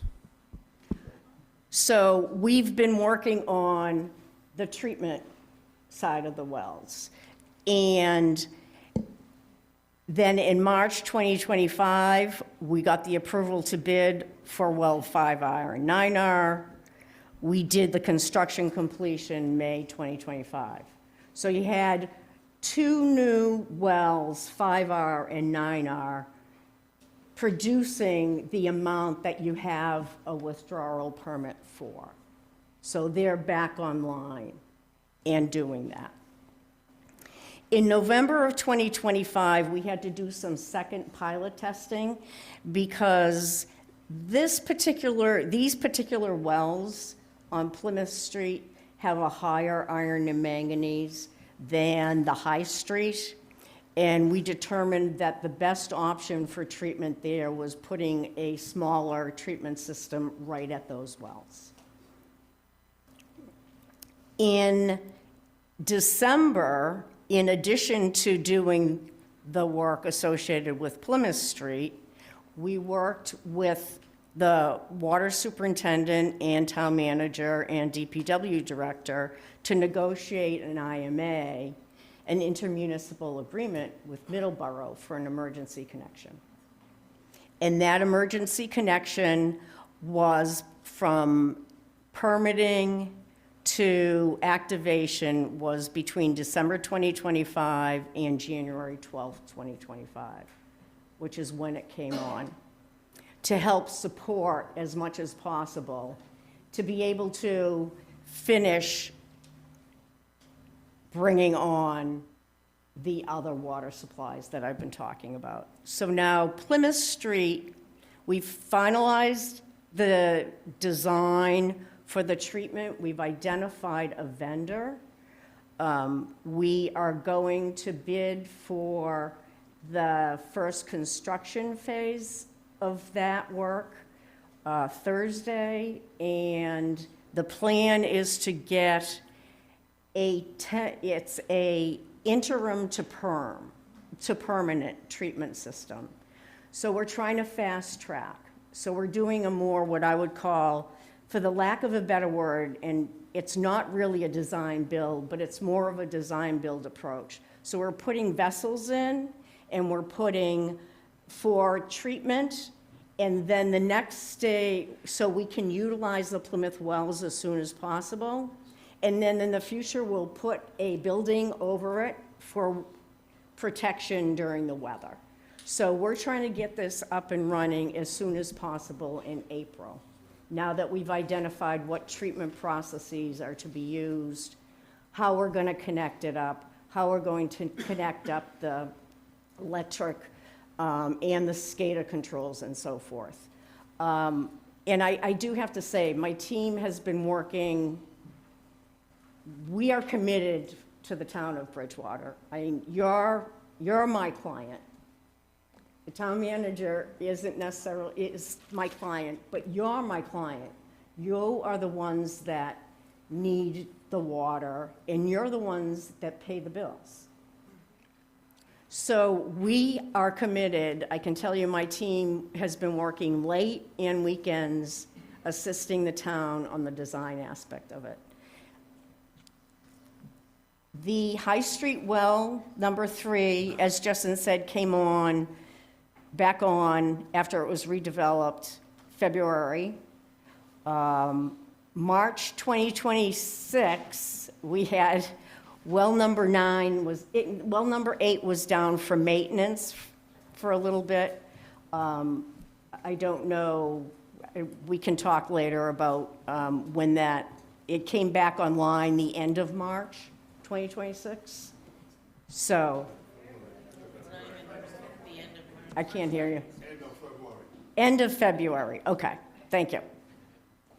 So High Street well 8 came on at the end of February, thank you. And the Plymouth Street well treatment construction, as we said, will begin in March. It was weather dependent. We said that because we had that big storm, but the weather is on our side now, which is really great. And the goal is to have it up and running mid to April, when we have to shut off the Middleborough interconnection. And all this is trying to get you to steady state without new supplies. So future action underway. Next slide, please. So the town manager and I talked about how do we present to the public how we have to go about developing the project and getting it through permitting and so forth. So let's talk about the Vernon Street wells. So I'm going to talk about the Vernon Street wells first. The reason being that you already have a withdrawal permit for it. You know how much you can get out of it. We should get that project going. Then I'll talk about 2 potential other sources that we're looking at in conjunction. So all these projects are going on at the same time. We're not doing one and then not the other. So the first step for the Vernon Street wells will be in May, where we do an initial site assessment. And then that site assessment will determine whether or not we have to remove any debris that is on the land in that particular area where we're going to be developing the well. And as you can see on here, if there's no additional assessments required, we can go right to prepare the treatment pilot testing. So again, we have to do a pilot test for these wells because we have to treat these wells. We have to know what kind of treatment we need for those. And then conduct the pilot, just as we did for Plymouth Street. Confirm what the cost is associated with it and make sure that we have the funds in place. And I do want to speak to that for a second. And then if for some reason there is some major problem with the Vernon Street wells that we are unaware of at this date, which we already have preliminary quality data, and the quality looks good there. And depending on the cost associated with bringing it online, that's when the town determines whether or not they want to continue, and then we'll finalize the plans for that.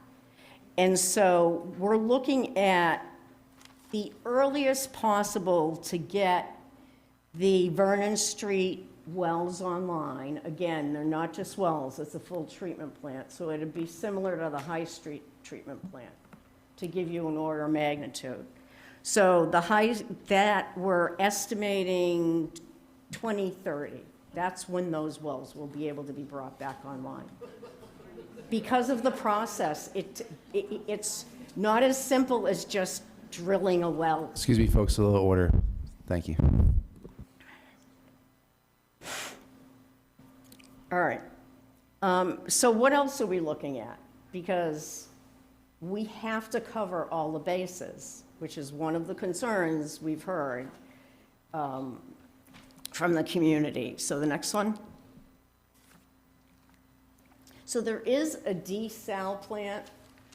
It's a desal plant. It's run by Aquaria right now. It's owned and operated by a company called Aquaria. Yes, the town of Brockton does have a contract with them to purchase water, and they do have some requirements associated with that.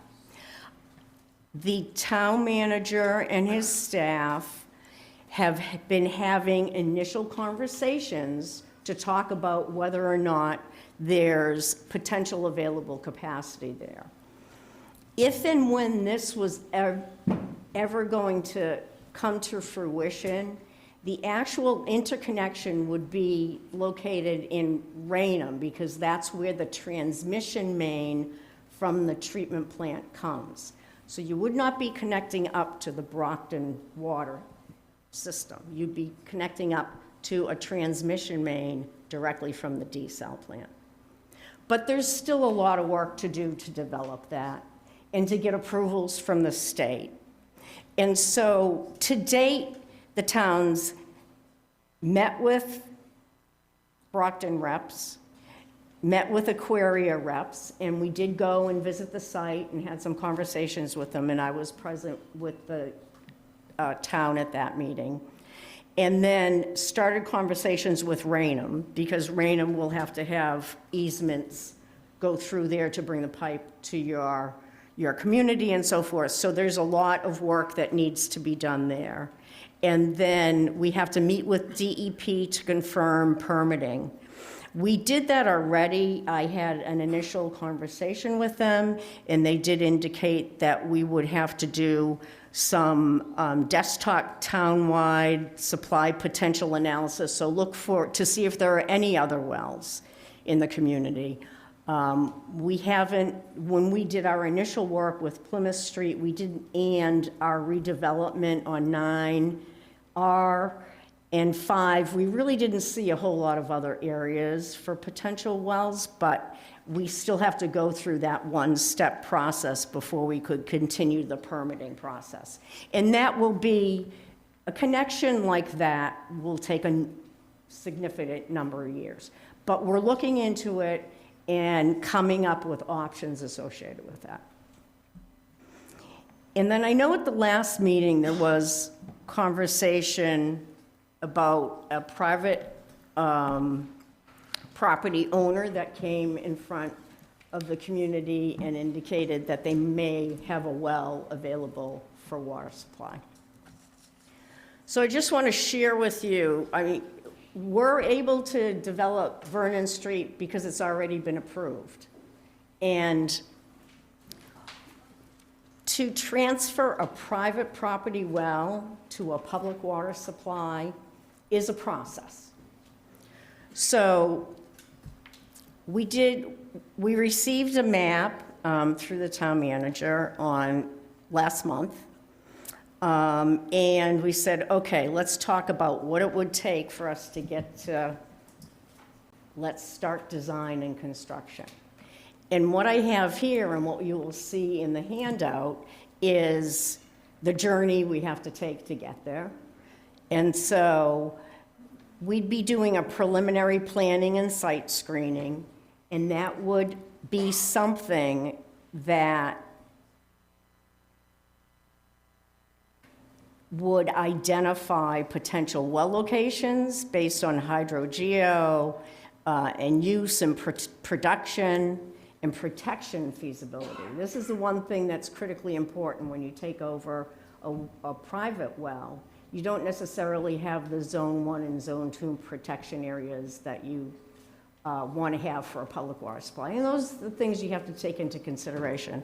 And the first thing that would need to be done by the private owner would be to do something like a 21E to confirm that there are no potential hazardous issues in that area before the town would even consider taking private property and investing time and money there.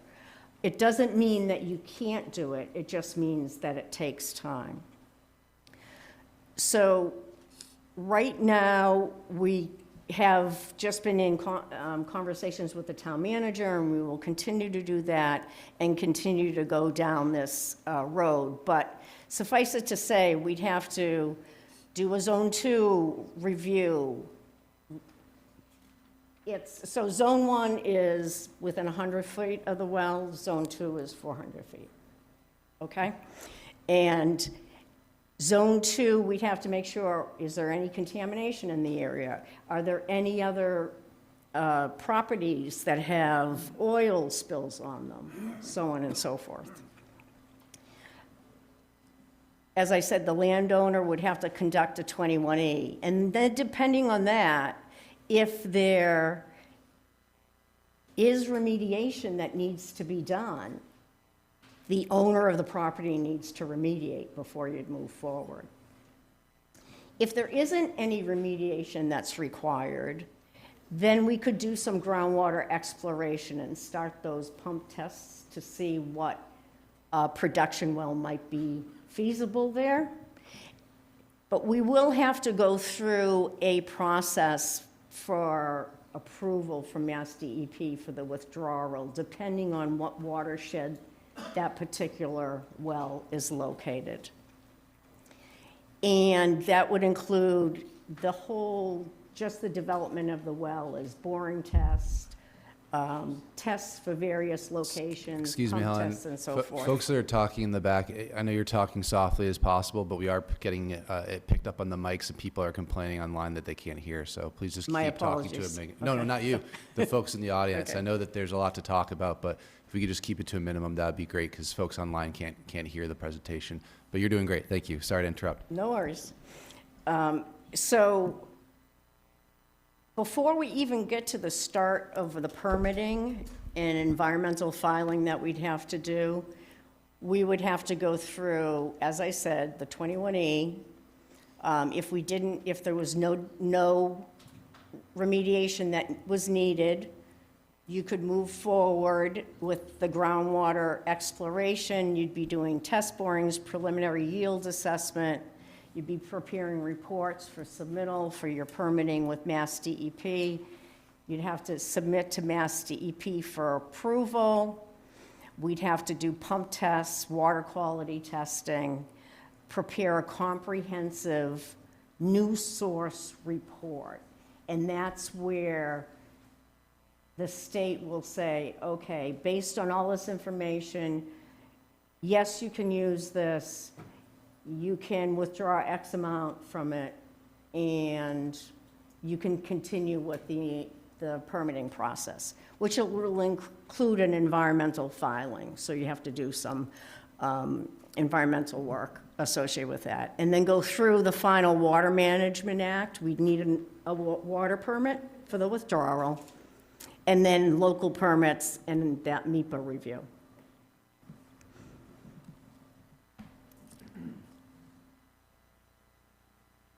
And how was that?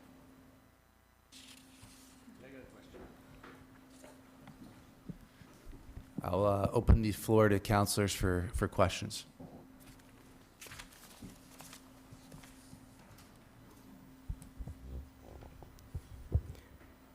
Is there anything we can do to make this process quicker? I heard the audience when you said 2030, and I understand what you're talking about. It's going to take time to do it, but in the interim, what can be done? So through the president, Sure, yeah. thank you. Mr. Council Member, I just want to be clear on the question. So the question is in relationship specifically to the Vernon Street for the 2030? No, and Okay, that's why I'm the asking. overall general issue that we have limited water capacity, we have problems with our water, and, you know, this problem has been around for a lot longer than I've been on this council and a lot longer than I've lived in this community. But I know the people that came here tonight need to answer that question. Counselor, let me take a quick pass at this. For example, one of the things that we did in terms of the emergency declaration, we petitioned the DEP department regarding that, so we could do the interconnection with Middleborough. And so what they are actually doing, we've been collaborating with them pretty constantly. We're talking to them, collaborating with them. We are operating under expedited timeline. For example, for the treatment trailers. So what DEP is allowing us to do is they're allowing us to establish these trailers, and Helen, you can add on to it a little bit further. Establish the trailers, and then we can do more testing after the trailers are established. So they've provided an expedited timeline for some of these projects, being those trailers, for example. Helen, you want to add to that? Yes, so if you want to talk, I think Plymouth Street is probably the first one we want to talk about, and we can talk about all of them. I can speak to how we could expedite each one of these things. So the Plymouth Street, we are expediting it. It's being done under emergency. So we are doing emergency procurement, and I'm working hand in hand with your finance director on making sure that everything's done appropriately, but that it's done in an emergency capacity. So even though we're getting bids, it's a fast-track bid. We are getting more than one bid. We're getting at least 3 bids on everything to make sure that we're doing the fiduciary right thing for the community. I can share with you that we looked at 5 different vendors of trailers for Plymouth Street, and the one that we chose was one of the less expensive ones, but the one that really works the best for our situation. We're actually designing it like a design, more of a design build than a design bid build. So that's why I say it's a fast track. And that's why I indicated previously that we'd never get, if we went through regular bidding for Plymouth Street, we would not be able to get these trailers up and running as quickly as we've planned. Another thing that we're expediting is, this is kind of a gory technical detail, but part of the treatment requires us to have infiltration beds to dispose of the backwash for the filters. And we've come up with a plan for providing frac tanks initially so we can start right away as we finish the lagoons. So we're doing everything in a phased, quick manner. We already have a agreement for purchase for the iron and manganese, and we're going to be pulling together a purchase order on that. So everything on that particular one is going fast. For the Vernon Street wells, what could make that go faster? I think that the town manager spoke to what we're doing with DEP. DEP has been great in reviewing and approving our proposals and our technical information very expeditiously, and they want things online as soon as possible. You know, in a perfect world, we would have a less arduous bidding process in Massachusetts, and I just needed to throw that out there. But we have tried to do whatever we can, and we will continue to try to do whatever we can for Vernon Street. If we can fast-track any of that permitting with the state, that is the first place. I think the second place is going to be, if we're still in, how do we talk to the legislature to help us, even talk to the Attorney General on what our options are for, maybe we need to do legislation and do a quick design build and be able to fast track Vernon Street better. And we should have that conversation while we're doing the pumping tests and so forth, because that would fast track on the design end of things and move that closer. So there are things we can do, yes. I don't know if that answered your full question. You're the professional. I'm new at this. I just wanted to hear it. I'm going to just say this based on my prior experience moving to this community. One of the options you brought up and addressed was the Aquaria desal plant. That's the community I used to live in. Ask the residents of Brockton how well it's worked out for them. I think it's a boondoggle, and I'm going to be the one to go on record. I know that people differ with me on that. There is no PFAS in that. But it is a old plant. There are issues with it, and I don't want to see Brockton's desperate to get other communities onto that. So I would just be very careful with that. That's my position on it. May I? Yeah, of course. Okay. So we have had some initial conversations, and there are some specific things that we've been talking about that before you ever go and kind of move forward, there's certain upgrades that they're actually doing now, and the position should clearly be that things get in place prior to the community. And I think that connecting up, and I think the town manager probably has some input on that. One of the things that we've said, and we've talked about this a couple of times, is a commitment. A commitment where you've heard me often say collaboration, giving the council, giving the community the information. So I do know there's a variety of opinions on the council about different projects and different plans for alternative sources. But what our commitment was, we want to give you all the options, give you as much information as possible. Our staff will give you a recommendation once we have that information. So one, we're going to go down, we're going to look at the Vernon Street wells, we're going to give you the information. They're going to have to do a lot more technical work, give you timelines, give you projected costs for all these projects. So the council and the community has that information, and we can make the right decision for this community moving forward. And can I just put something out there that I didn't put in the presentation, and I hope Lori and the town manager are okay with this. But when we did a capital improvement analysis for the water master plan. I presented that to the councilors a number, I don't know, was it 2023 maybe? 2024. Don't quote me on that. It was a 4? 2024. 24, thank you. I lose track of time. And that capital improvement program named many of these projects on there and estimated costs.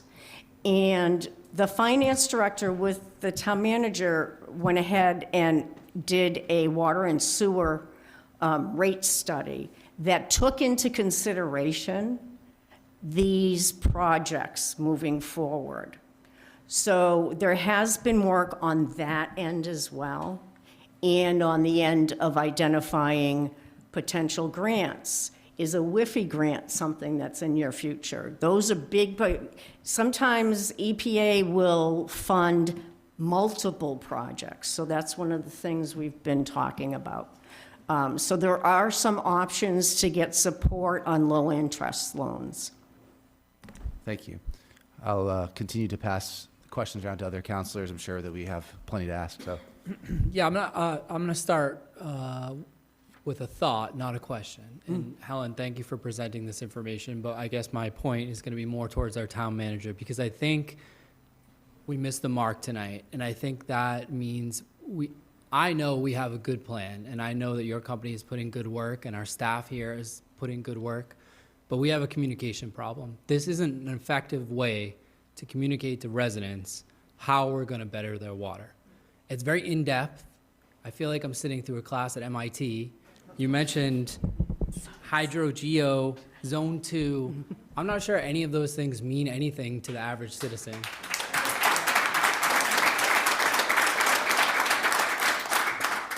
It's really good information, and if somebody had 40 hours a week to sit down and digest it, I'm sure they would really appreciate the information they're getting.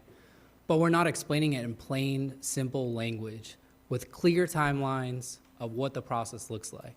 There was a good timeline in there that backtracked, I think, all the way to September 2023, and then included maybe 2 or 3 dates of what we're gonna do over the next 2 months. The next 2 months are those critical pieces to this puzzle that we wanna explain clearly to the citizens. And every time I bring a comment or a concern from a citizen to our town manager, Justin, you do a great job of breaking it down in a one-on-one setting where I leave your office and I feel very comfortable about what we're gonna do to address that. But we don't put that out there, and we don't communicate it to folks in an effective way on a broad scale. And so folks, take to social media, or they fill that gap with their own information or the information that they can get, because that's the only information that our citizens are getting that they can digest or they can understand. And so, again, while I think this is all great information, and I know there's a good plan because I've sat down with you and others and educated myself on it, we're not doing a good job educating just the average citizen on what that plan is. And we're gonna continue to fail at doing that until we can find an avenue that works. So many folks came up here, a few did mention communication tonight. Everybody asked for a plan, and I think the plan was in there. It just wasn't easy to understand or digest. So I guess that's my feedback is we're 8 months into Justin, your time here, and we're dealing with a system that's been neglected for 10 plus years, right? And infrastructure that's 50, 60 years old that we're trying to update. But again, why aren't we explaining that clearly to folks that we did go 10 years without addressing the problem? We did receive ARPA money that went to the fire station that we chose not to put towards the water infrastructure. The town made decisions to invest in other options instead of our water infrastructure. That's the reality of it, and that's what we're trying to dig ourselves out of now. And so explain that to folks that, we did put the money elsewhere, and now we're trying to get ourselves out of this hole, and this is the situation we're in, right? So, I don't know, I'm preaching to the choir here, but we have to explain this in simple terms, because I know there's a plan, and we need to describe it to folks in an effective way. Yeah, I absolutely agree with you. I absolutely agree. I have a civil engineering degree, and this was difficult to follow, so I could only imagine that the residents are not feeling any easier. I know that we're going to continue to kind of clarify this process, but we've got to take all this information tonight and get into something that's really, really simple to understand. Sorry, I'm really sorry. I don't mean to interrupt it, or rather ignore you. We don't typically take questions during this period of time. So I apologize, for that. But anyway, I absolutely concur with you, and I really think we need to simplify this. And what this council needs to do is put forward that plan. So that was a comment. Any more questions, Dr. Perry? Yeah. Thank you, and I'm in agreement with that as well. But just maybe to answer a couple of at least maybe ballpark timeline questions. Obviously, you've kind of spoken to the Vernon Street situation to about 2030. Can you elaborate now, if we look at a private property for water supply, will that timeline potentially take longer because it's not a prior approved site like the Vernon Street was? I'm just going to look Oh, no, please for take a your time. moment, because I want to be sure I answer this appropriately.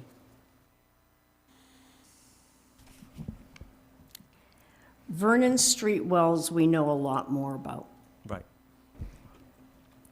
So until such time as we have a clearer picture of the proposed locations in terms of any potential contamination. So that would be thing one that we need to clear up. And I would say that that could take anywhere between a year to 2 years, depending on negotiations with the private owner, right? Right. So that's already adding 2 years onto it. Sure. And then if all the stars aligned and there's no remediation that needs to be done, it looks like a good site and we can run ahead, then we're, at 2031, 2032. And that's kind of my thought. I thought it would take much longer to develop a new site that it hasn't been tested or even looked at yet. And then there's legal issues for ownership and so forth that would have to be done pretty much in lockstep. And potentially an exponential increase in cost to develop a new site like that. The real exponential cost is going to be if there's remediation to be done, and that shouldn't be borne on the town. Certainly, okay. And then secondarily, as far as timeline, with the Dayton plant, ballpark, would you say would be an estimation, if all goes well, that there could be a tie-in with the Dayton? There's still a lot of questions associated with that particular. There's some information that we have gleaned about capacity and limits on withdrawals during certain times a year because of fish and wildlife and spawning at the site that could potentially impact how much you could get from that location. So there's still a lot, and I would say, that's a 7-year, on a good day. Now, again, what could we do to fast track it? Say we find out we can withdraw, we can get the 1 MGD that we're looking for, okay? And say that's on board. I think what we could do then is that's where we start meeting with and even before that, meeting with your legislature to get them to fast track any kind of permitting associated with it. So that's what you would want to do. What was that abbreviation? I didn't know what you just said. Oh, 1 million MGD. gallons a day. I'm sorry. My apologies. And just to backtrack again a little bit, so with the work that we've done now with Plymouth Street and High Street, and once we get, filtration trailers and all that in place, is that going to bring us to a sufficient capacity where our numbers are set for our productions as far as that goes? We should be back on production for all unless a well goes down and we have to redevelop it. Right, but with what we've redeveloped and with the filtration of the new filtration of the other wells that need the filtration, that would bring us up to our 1.86 MGD at least, or Correct. would that exceed it at all? No. No. No, it wouldn't exceed. That's our limit, I understand. Well, yeah, no, that's your limit for those wells at any given point in time. Yeah. But some of them might be able to pump. They don't necessarily limit the permit to a well. Sometimes they do, sometimes they don't. But that would just get us to a place where we 1.86. should be. Yeah. And what would be the time frame right now to get us to that point, would you say, right now? So our hope is mid-April. We're bringing the trailers in, we're doing everything we possibly can to get it done and to fast track it. So we would definitely see some sort of result in that sometime this year. Yes. All right, very good. Thank you so much. Councilor Perry, just to add on that, in terms of the comment, like trying to break it down, I am going to try to break it down as simple as possible. When the town has had to turn on well 10B, for example, it hasn't turned on 10A. It's turned 10B on, particularly when the storage tank levels get too low.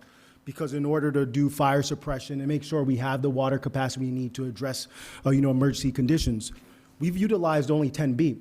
And when we do utilize 10B, and although it's been untreated before, and this is what we're making sure we're trying to address, making sure it's treated, our storage tank levels increase during those periods. So this plan is actually making sure that we're even more advanced than that, because we're implementing these trailers to not only work 10B, but 10A as well, which is another source of water that we haven't utilized. So naturally, that's going to increase our supply and capacity. So I think that's the simplest way I could break that down. We'll probably be, And I would agree with you, Justin. I think that one of the biggest problems is when you lost all this water supply, you weren't able to pump your tanks back up to the elevation you needed them to be, and that's a concern, obviously. With the 1.86 and with us being able to play with all the wells, now we have availability of 2 wells that we never had before. If one goes down for redevelopment, we're going to be okay, because we're going to be filled tanks on a regular basis and be able to do flushing and so forth and not run out of water. And that's what I wanted to make clear to the public, so I think that's very important information for people to understand. So thank you very much on that. Mr. President. Thank you.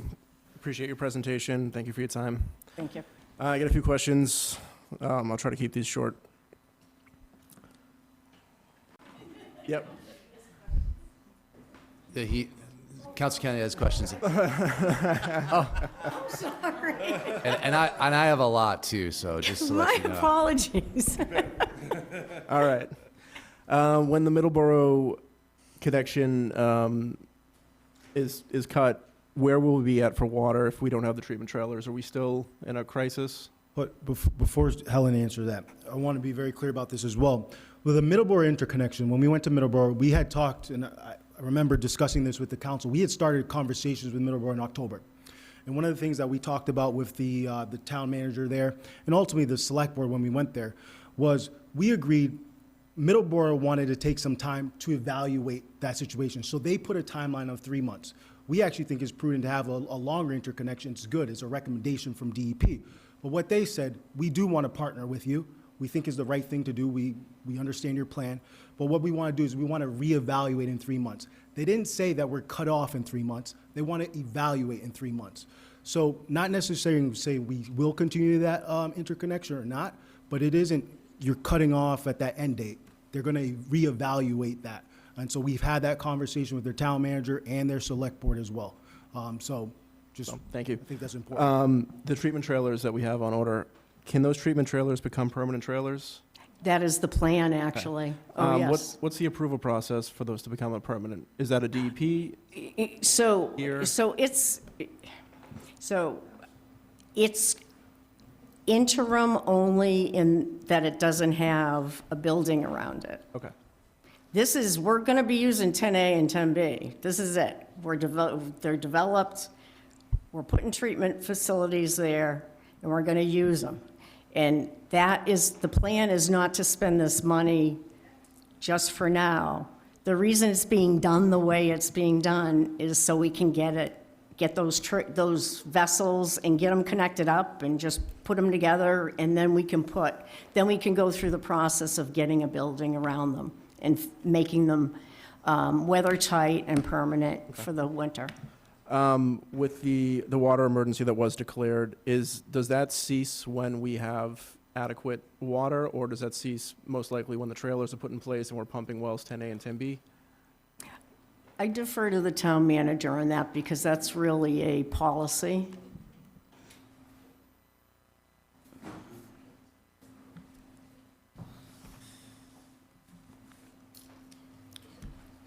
Okay, so yes, the emergency declaration that they did was for the purposes of fast-tracking the approval process. Okay, so when wells 10A and 10B come on board, that will be our prerogative to determine if we really want to continue with our Middleborough, which at that point, I really don't think so. And I want to piggyback off of a response that Mrs. Gordon gave earlier about Vernon Street. We already have those wells tested, and they have good quality. So the idea, in my mind, is instead of a real long-term protracted process. If in fact, when we do wells 10A and 10B, my idea and the superintendent is to replicate that trailer on Vernon Street, so that will be a much faster process as opposed to trying to do what you would have building a new plant like we have on High Street. So if in fact that trailer, that is our eye on it. If that trailer works as we expect it to, and working for 10A and 10B, which have more troubled water, if you will, with the manganese and iron, Vernon Street wells don't have that. That's a much better quality water. So if that trailer does indeed, so I'm looking at it as a test case. If in fact it works, we're going to replicate it at Vernon Street, and that will be much quicker than the 2030. Thank you. So you would need, I was just extrapolating that, you would still need the emergency order in place to help speed up getting that extra trailer? No, it won't be emergency. It will be just a permitting process with DEP. Okay. And then we'll talk to them. They understand where we are, and they're very much cooperative. And then the other thing I want to touch on while I'm still standing here is when you are pulling water out of the ground, and Mrs. Gordon touched on that, your community is limited because East Bridgewater, West Bridgewater, Raynham, we are all drawing from the same Taunton River basin, if you will. So doing all these wells will not necessarily, it will stabilize our permit. Could be a basis to increase the withdrawal permit, but it's not a guarantee. So the desal water, forgetting the politics of it and the communities involved, right? The desalination water, if we get that, that does not count against our withdrawal permit. That will be extra water that we can get, in addition to the withdrawal permits that we already have. Good information. Sean, were you still on questions? Yeah, I have a few more questions. Yes, please. Thank you. Thank you. These are kind of some general questions I've heard the public either ask or they're relevant to some ordinance work that a couple of us have been working on. What size development or water connection size typically triggers the need for a water impact study? We get a request from the town. Okay. Comes from the town. It comes from the town, correct. If you could just give like a ballpark estimate for gallons per day assumptions, like how much does a 1-bedroom, 2-bedroom apartment usually use? So the way we do design is according to Title V regulations. So 1 bedroom is 110 gallons per capita per day. And so 2 bedrooms would be, 110, so 2 bedrooms would be 220. Yeah. Okay, so it goes by Title V, which kind of answers the question as well. Okay. I noticed in the impact studies there was some terminology used that was firm capacity. Is that, that seemed to be a combination of metrics? In other words, not just the gallons per day that the town's using, but also in the off chance a well does happen to go down, that accounts for that as well. Correct. Is that a term specifically that you guys use, or is that a DEP? Is that an industry term?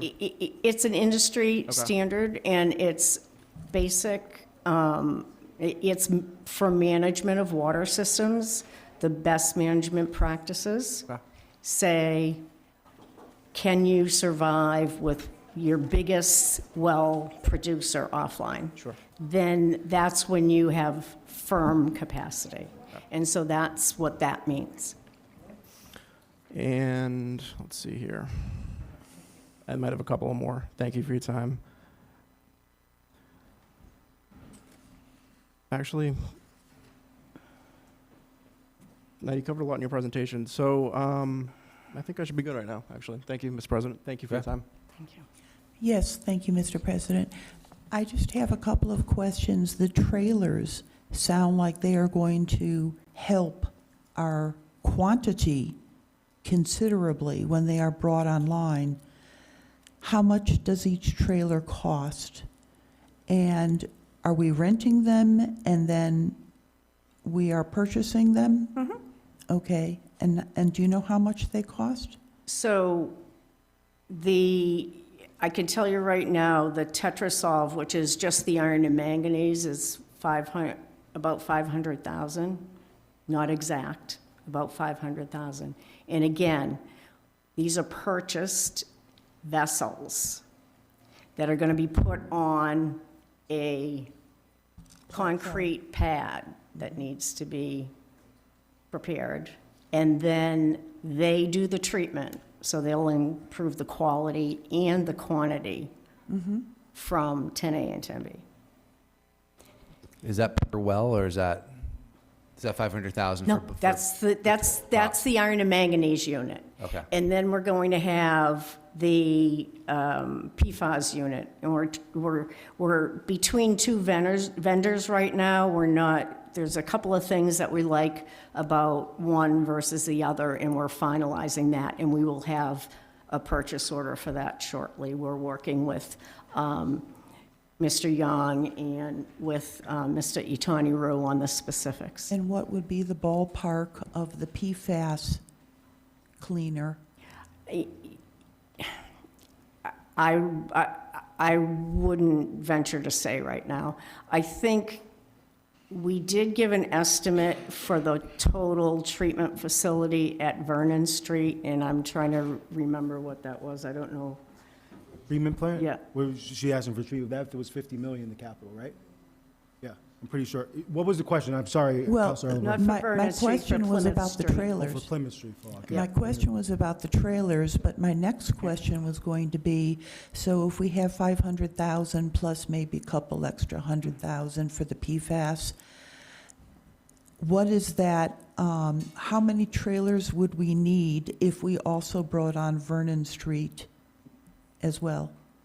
So I know that it's been referred to as trailers, so I just want to be I'm an engineer, I'm sorry.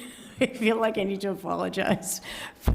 But the actual iron and manganese, it's more like vessels that are going to be put on this concrete pad, so not necessarily trailers.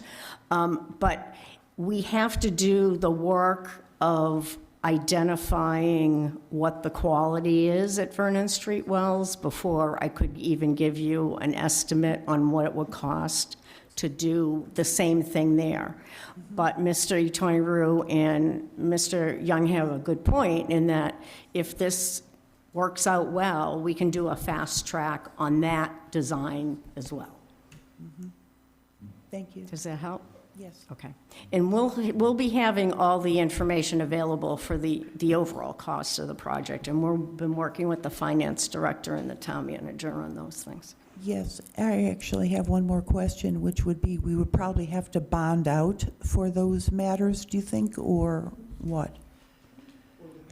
Or grants? It depends because, as I indicated before, well, we do anticipate we're going to have access to that $2 million grant. So that grant does allow us to pay for the engineering related to this work, but also to contribute toward the cost of the trailers as well. So we'll utilize that grant fully to offset the cost of the trailers. Right. Excellent. I think Councilor McGrath is on Zoom, and she has some questions. Thank you, Mr. President. Ms. Gordon, since our town right now is a permitted well to locate subbasins in Hot River Basin, so in August, the net groundwork in the subbasins deplete 25% or more, that's why we have a drought. So will these burning wells also be pulling from those subbasins? The Vernon wells do pull from the same subbasin. That's why they're on the same withdrawal permit. So we'll still have growth?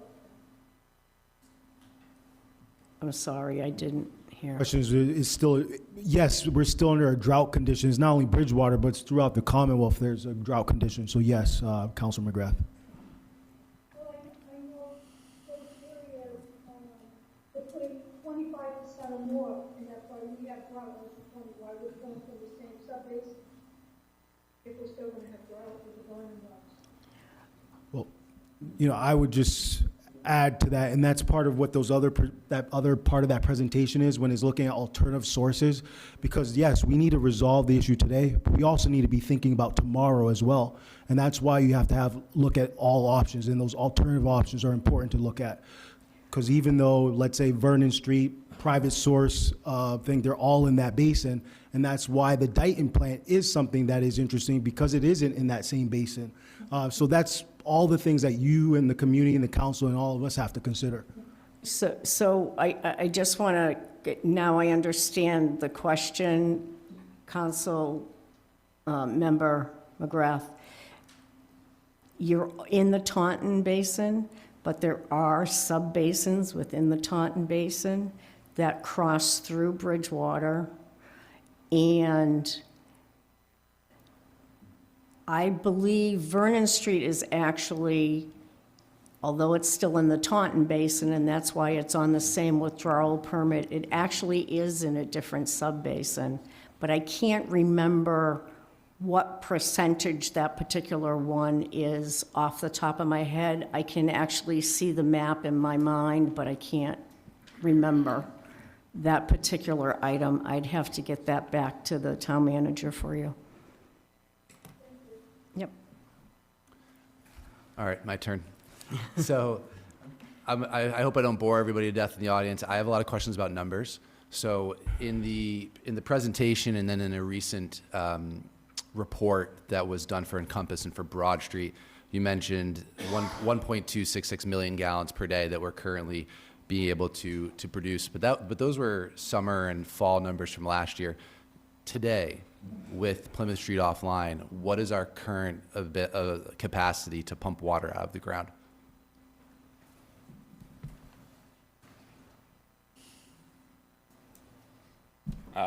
Good evening. So right now, our current capacity with the Plymouth Street wells offline is right now 2.26 million, and that's with the redevelopment of 3 and with well 8.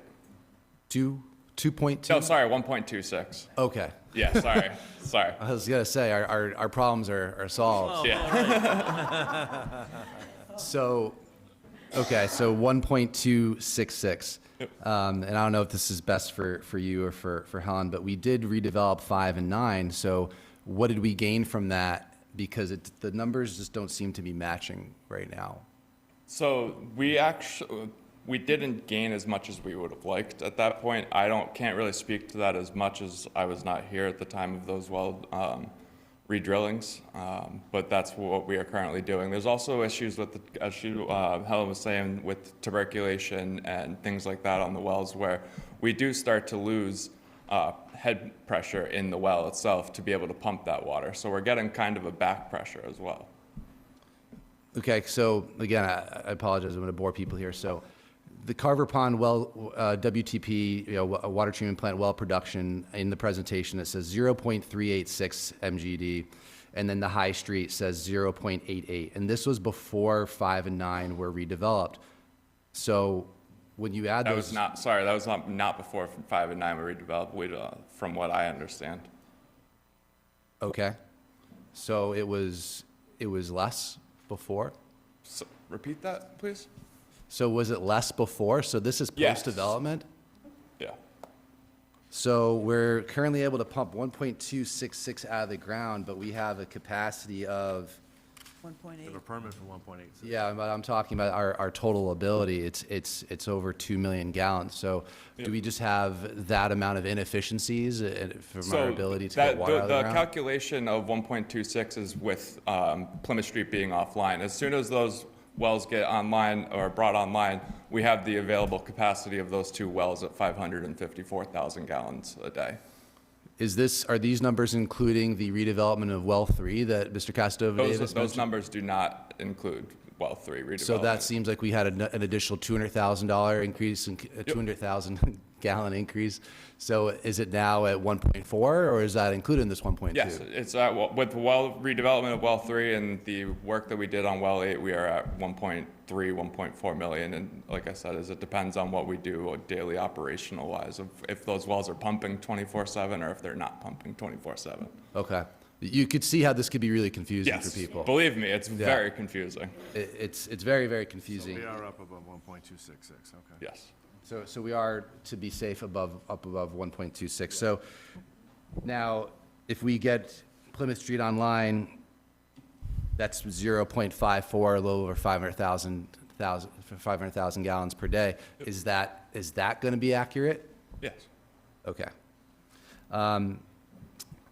The master plan from 2024 that I've reviewed extensively says that we have the ability to increase our withdrawal permit up to 1.98 million gallons per day. Have we explored doing that? Yes, so that's part of that is part of the actual withdrawal permit we have now. It's to get to those numbers, we have to meet certain criteria within the water system operationally every day, with 5% water loss unaccounted for water loss within those parameters. So main breaks, things like that, where we aren't taking an actual meter read or getting a revenue source for it. Those are all considerations into those numbers. Okay. So going back to the total capacity, so let's say in April, we should be able to get that 1.86 million gallons per day out of the ground. That still leaves us, according to the Apex report, a deficit if we're looking at MDD, so maximum daily demand. Is that accurate, these numbers? Because it says that our MDD is 2.406. Is that accurate? Accurate in the sense of we'd be able to pump that from the ground? Yeah. Unless we'd have to redevelop a lot more of the wells to be able to get to that number. Okay, so bring on Vernon Street. That's where we get those numbers for. Okay, so you get Vernon Street online, and now we're at 2.3 or so, close to that 2.4. If we brought Vernon Street online, yes. Yeah, and that's sounds like 5-6 years away or something like that. So the question is, and if not that can be answered, is at what capacity to pump water out of the ground are we going to feel comfortable moving forward with development? Because obviously we have a deficit, we have an inability to service people we have now. Once Plymouth Street gets online, we're going to be in a better position. But how many millions of gallons a day is it going to take for us to feel comfortable to move forward? Because no one's really done that for a very long time, has taken that into consideration. According to DEP, the requirement is that we be at a firm capacity with our highest well off of line. So that would be with well 2 being offline completely. That's where that number comes from. Okay. So we previously had spoken about piping water from Plymouth Street to High Street. Yep. And I forget the word that Helen used in her presentation, but it sounds like we have changed the plan. Are we no longer going to do that? That's something that is obviously still in consideration in the time being. I can let Helen speak to that more, as she's the engineer involved on the project. Sure. That's more of an engineering question. So when we were doing the analysis for the treatment and the pilot, initially we were doing it, as you indicated, to bring it to High Street. High Street, in terms of the quality and the management of those wells, is operating very well right now. We have no problems from those wells. And bringing 10A and 10B, because they are so high in iron and manganese, that our concern is that it could potentially upset the treatment at High Street. So in order to get them online right away, the recommendation was to do this interim installation to get it operational right away and still potentially go to High Street.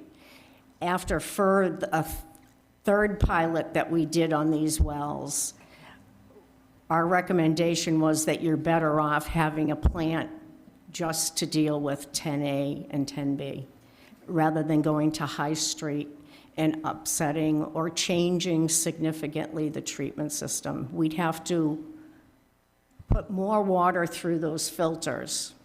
It's just like your filter at home. The more water you put through it, if you're cleaning it, it's going to get filled up quicker, and that impacts operations. Now you have to backwash that filter and get it so it's not dirty anymore and bring it back online. So you're better off having the two plants where you can balance those operational challenges and not be in a situation where you have, you know, all your eggs in one basket, so to speak. Speaking for myself, you know, High Street is a new plant, and from my understanding and my analysis of reading through how it was designed, it should, in my, you know, I don't work as an engineer anymore, but in my opinion, it should be able to handle that load from Plymouth Street. So is that a design flaw or is that a construction flaw? Where's the discrepancy? So it's designed for a higher capacity, but the same type of quality water. 10A and 10B. Now, again, I haven't been here as many years as everybody else, but 10A and 10B have historically been very, very difficult to treat for iron and manganese. And that's why you don't use them that much. Are they going to be a reliable source of water in the future? When the treatment facility is there, they will be, yes. They have good quantity. Yeah, I just want to make sure that the situation there doesn't continue to decay to a point where we're no longer going to be able to use those sources. Right. The reason you can't use them now is because you don't have treatment. Okay. So So we are the going to be able to plan treat it. was, hey, we thought the same thing. We were like, okay, that was designed for X amount of flow when it was designed by others. And we looked at it. That's why we did the pilot test, tried to see if we could use the same kind of treatment technology. And we found out during the second pilot that it was going to be a challenge. And we decided to do this instead. Understood. I have a second group of questions. So there's been a lot of, and this isn't directly tied to your presentation, so sorry for going a little bit tangential, but a lot of the community who's here tonight, what they're interested is your role in water impact reports, water impact studies. And I know this, to me, seems like it's been some sort of a recent thing, because I was looking on our CED website for more information. When did the town begin commissioning Apex for these reports? Was it in 2025? Was it before that? When did that start to happen? I'm trying to remember. So it's been, do you remember, Azu, when we did our first one? Was it 2024? That will be the end of 24? the end of 2024. Yeah. Okay. So what is the exact process that triggers a water impact report to be requested? Because I haven't seen any consistency. I know that with this, it was requested for some projects and not some projects. So can we speak to that? Yes, sir. So, yes, you're right about the consistency in terms of getting requests for reviews of projects. And I will tell you, the town engineer has been very, very consistent in making recommendations. And he had enough, you know, the DPW doesn't approve projects, if you will, but we do assess impacts, and it used to be done consistently by Stantec that was doing the engineering for the town.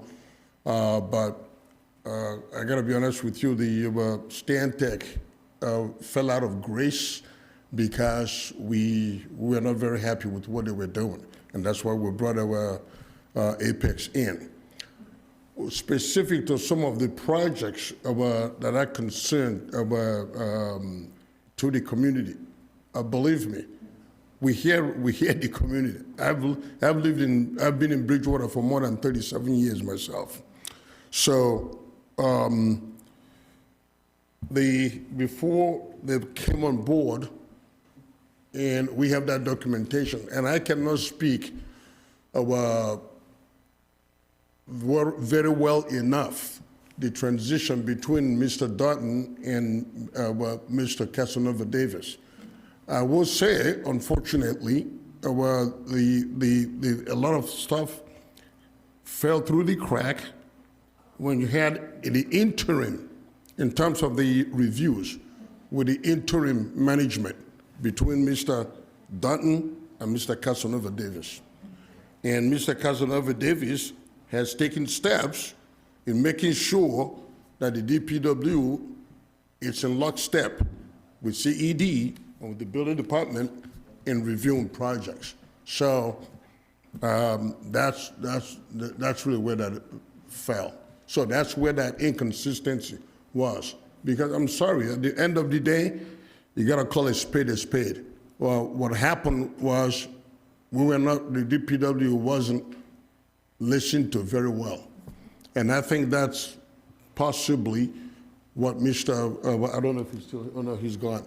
That's what Mr. Moore was alluding to. But we've turned the corner in that sense. Yeah, and I'm not here to, confess and for people to pay for sins of the past, but it's very, very concerning that we never had a process for that, and that it falls through the cracks. Who's accountable for the fact that we had a project approved in June of last year at Broad Street? No water impact study was requested at that time, and we get it after it was already permitted. Okay, so on that particular project, let's be very clear. It was previously approved almost 5 years ago by the planning board, okay, for Mr. Jim Pascal. Okay, it was approved back then. Mr. Pascal did not follow through with the project, but he had an approval, and he sold that project with the approval. What's happened with the form-based code is the change in whatever Mr.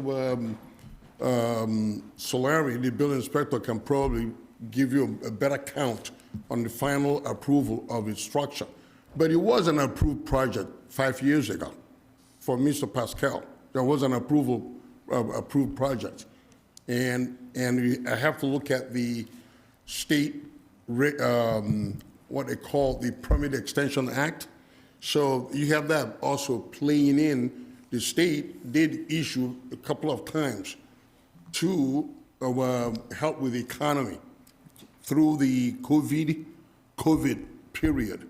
The state expanded permits that were valid during that tolling period for a 2-year period, and then they added another 2 years on it. So they did have a valid permit when Mr. Pascal had it, and that permit was affected by extension of the Permit Extension Act. The only difference is the final approval that was given for that.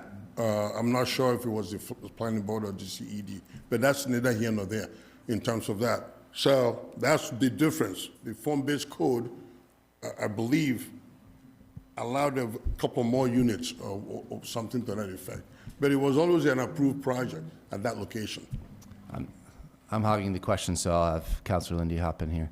Just going to make a statement before I ask a question. I think ultimately we need a better definition of what's an approved project in this town. Okay? Yep. And then I have a question about I don't know who to ask it to, so I'll go through you, Mr. President, and it can be either a zoo or the water superintendent or the town manager. Does Middleborough Town Meeting have to approve an extension after 90 days? The select board needs to do approval. The select board or the town meeting? So the town meeting has to give approval over a certain amount of time, I believe. I don't know, I don't remember off the top of my, I feel like it's years, but the select board has the right to do approval within a shorter duration of time. If it's a long-term interconnection, I believe town meeting needs to approve it. Okay, and right now in Middleborough, there's an acting interim town manager, so we've already spoken to them and started that process for an extension. we've had communication with Middleborough since October, like I said. We've had communication with that team, including the interim and including the former town manager. Yep. Do you wanna Just go? have a quick follow-up. Oh, yeah, go for it. Yeah. I was just going to ask a quick follow-up. Mr. Shea, who sat in the front row and asked this question 3 times and then left before he got an answer regarding flushing. Can we just get an update so that I can reach out to Mr. Shea and give him a... Yes, so with the Middleborough being on, having Middleborough, we're looking to start flushing next week. Through you to the town manager, I believe. Okay, so we have, currently in the water emergency, we aren't approving any new projects. Do we have projects that we have actually denied due to the water emergency, or they're waiting for the water emergency to resolve? Yes. Very great question. And I think I've talked about this to the council several times.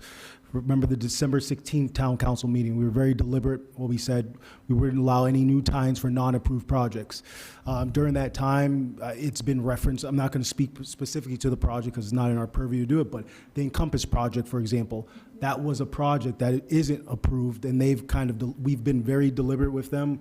I think it's been alluded to. We've really made sure we're collaborating with all our departments, and we're making sure our messaging is clear. So we've told them that during this period, even if planning board were to move forward with that project for some reason, that if they were tying into our water system now, they wouldn't have approval because we don't have the water capacity at that time.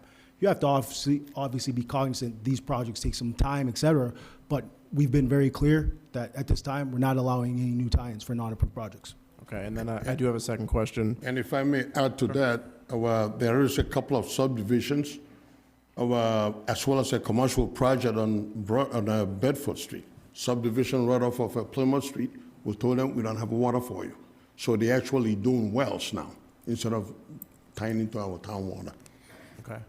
And with the Broad Street, because it's been brought up this evening, that was approved in May? Was it, I'm hearing a continuation from a previous project from the property, and then it was approved in May for the current version?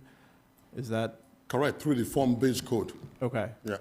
So just to be very clear about that, so Azu's absolutely correct. In the form-based code, the process that occurred was in May, it got planning board recommendation, and then in June, it got development site plan permit approval in June. Okay. You may or may not have an answer to this, but is there a timeline for when the water may be turned on at that project? So yeah, we've obviously been communicating with that group pretty extensively. They knew our situation as well. The indication that we've had from them is there's going to be more than 18 months before they need water from the town. So that's what's been relayed to us from the developer. Okay. And then I do have my last question. There's a permitting process that the town uses, and there's electronic filing done. A report was brought to my attention that had just X's on it. So is there a system in place for signage? Did we move to just a computer system? Is there a reason why individuals who just check a box, is there an accounting for any of that? Yeah, I'll have our building commissioner speak to our process. Sure. Is there a way to revoke permitting? Because You can't. in 18 months. I'm sorry, we can't ask questions at this time. Well, then I wish you would ask that question, because there's a lot of us that are hearing how the sausage made, that we really don't care about. What we want is building to stop. Building needs to stop. I'm going to bring the meeting back to order, and I will, at some point, if either one of you gentlemen can speak to if there's an ability to rescind permits. Sure. Council, as far as our process is, we use the Permitize software, and I'll just give you, I did present this last time, but I'll explain it again. So we have a database of all the emails to who it goes to. So for instance, when we send it to the treasurer collector, it goes to the 2 or 3 ladies in the treasurer collector, Mrs. Gillis and Amy, and I forget the other person.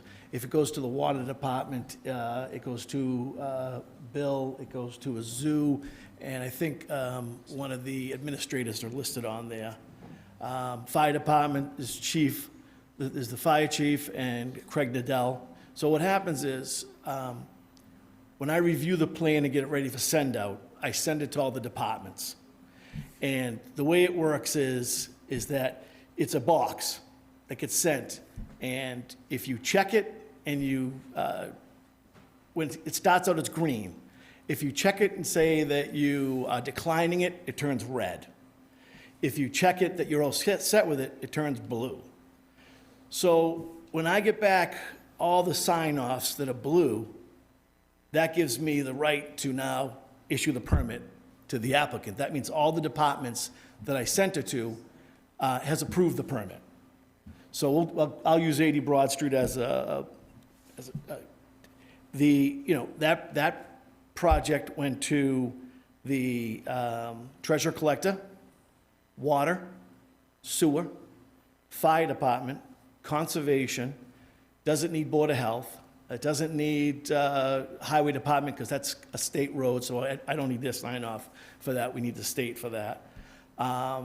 And it was sent, the only difference is we didn't have a CED check off of that one, so I did send it planning board. So there's where a lot of confusion is. The planning board did not sign off that project. CED signed off that project.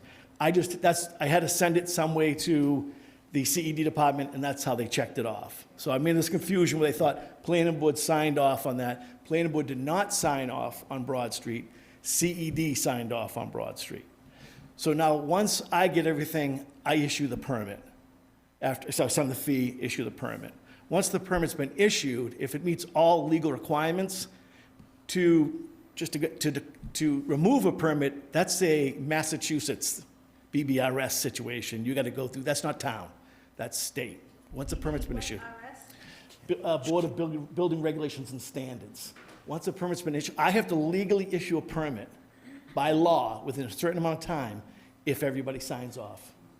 It's not a town issue, it's a state issue. So that's where we stand with those projects. And just to recap on Mr. Antonero's with Broad Street, Broad Street was originally approved by the planning board. Mr. Pascal had proposed 4 small buildings.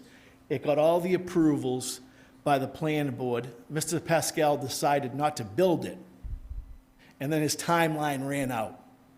So then when it was sold, it had to get all done all over again with the new form-based code, because the previous code that it went under, the time lapsed. So, sorry to interrupt, so it was not approved? That It was approval approved did by the not- planning board. It was but never it didn't permitted. carry over? Yeah, it was approved by the planning board originally, but then the timeline ran out on, you have a certain amount of time to act on a site plan approval. Yeah. And if you don't act on a timeline, I think it's 2 years. In 2 years, if you don't act on it, the site plan approval is defunct. Okay. So when the property was purchased by the new owners, there technically was nothing in place for it to, it had to be all redone. But by that time, it wasn't planning board anymore. Now it was CED based under the new form-based code for that one. So, but again, when I did send out copies of our sign-off sheet to a couple of people who asked for how we do it. The problem is it doesn't list the emails that it goes to, but it goes to every single department has 1 or 2 emails that they can, that person can check it off. And so there's who are no, those- I don't see there's no signature I see. Who are those people? So I said from water and water, it was Billy, Mr. Antonero, I think Missy, and I think Lisa Brogan. So 4 individuals can sign on these permits? No, only the water department can sign off on it. That's where the confusion got on the first. I'm sure everyone heard about the story that it got signed off by accident because they thought that the sign off was for the cutting and capping. Mm-hmm.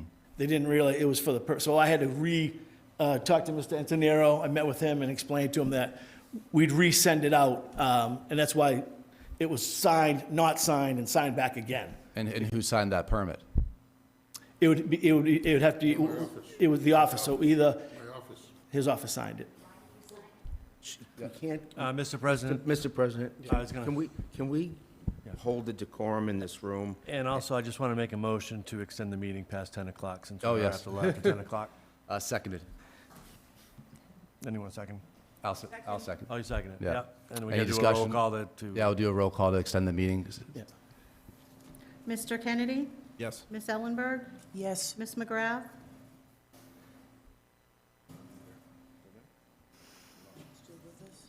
Mr. Loretti? Yes. Dr. Perry? Yes. Mr. Murphy? Against my will, yes. Ms. Hunt? Yes. And Mr. Lindy? I'll echo against my will, but I will extend it. She said yes. 8, go ahead. Yes. Okay, again, I cut you off, so. No, that's okay, that's okay, yeah, so, like I said, we do have basically, the way it's designed is that the sign-offs, when I check off who it goes to, and I send a mass email to everybody. It's like if you did a roof on your house, the only person I'm sending it to is the treasurer collector. You know, if it's in a pool, it would go to the highway department, it would go to other departments, but, you know, on the bigger projects, they literally get sent to everybody on there. Yeah. Sean, that was your question, so sorry for jumping in. But did you have any follow-ups on that? No. I could also answer, if you want, quickly about, someone was asking about the projects that have been approved by the planning board.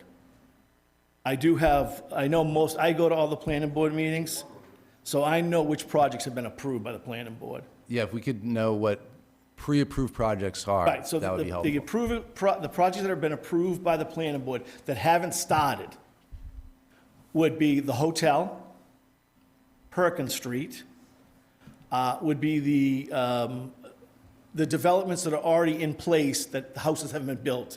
Jasmine Way, out behind Cumberland Farms, the 40B.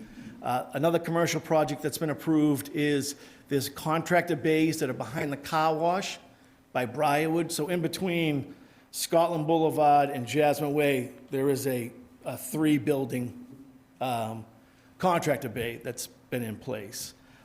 Those are pretty much, and the storage building behind Ace, which has already been approved. But those are pretty much all the big projects that have been approved by the planning board that have been pre-approved by them. That's a question after that. Yep. Thank you. Actually, so based on those projects that you've just listed, Yeah. I'll refer to, actually ask either Azu or Bill. Yeah. If we get our MGD up to 1.86, do we have the capacity to handle those projects? That would be correct. Thank you. So I just want to make sure I understood what you just said through you, Mr. President, to, I guess, Steve. So Perkins was not approved under? No, it is approved. It was approved. It was approved a little while ago, I know, long before 8. before Broad Street. Broad Street was approved through CED. June of 2020, development site plan permit approval. Thank you, June yeah. And I 2025. did forget one, there's one, Central Street, there's a small building, rear Central. So to finish my thought, so Perkins Street, which preceded Broad Street, Yeah, can't be built because we have capacity issues, but Broad Street can. That's not true. It's an approved project. yeah. Perkins Foundry is an approved project. It's about 170 units of apartments and commercial. So I think what's really important here, and it's very clear, and I've mentioned this to the council several times. And under the water emergency declaration, we would be very clear about what we could and what we couldn't do. So what we said was no new times for non-approved projects. Anything further than that, a moratorium or any discussion like that is the purview of the council. That isn't our capability in terms of staff. The council needs to make any determination regarding that. So if it's an approved project, we've made it very clear because of litigation, because of a variety of other reasons, we have to continue with those approvals.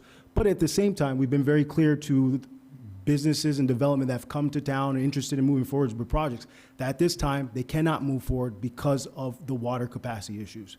Anything further than that, so we've done that, we've stood by what we've said, but anything further, the council needs to make a determination regarding any moratoriums or anything, other discussions that are being considered. So I think it's important to continue to reemphasize that.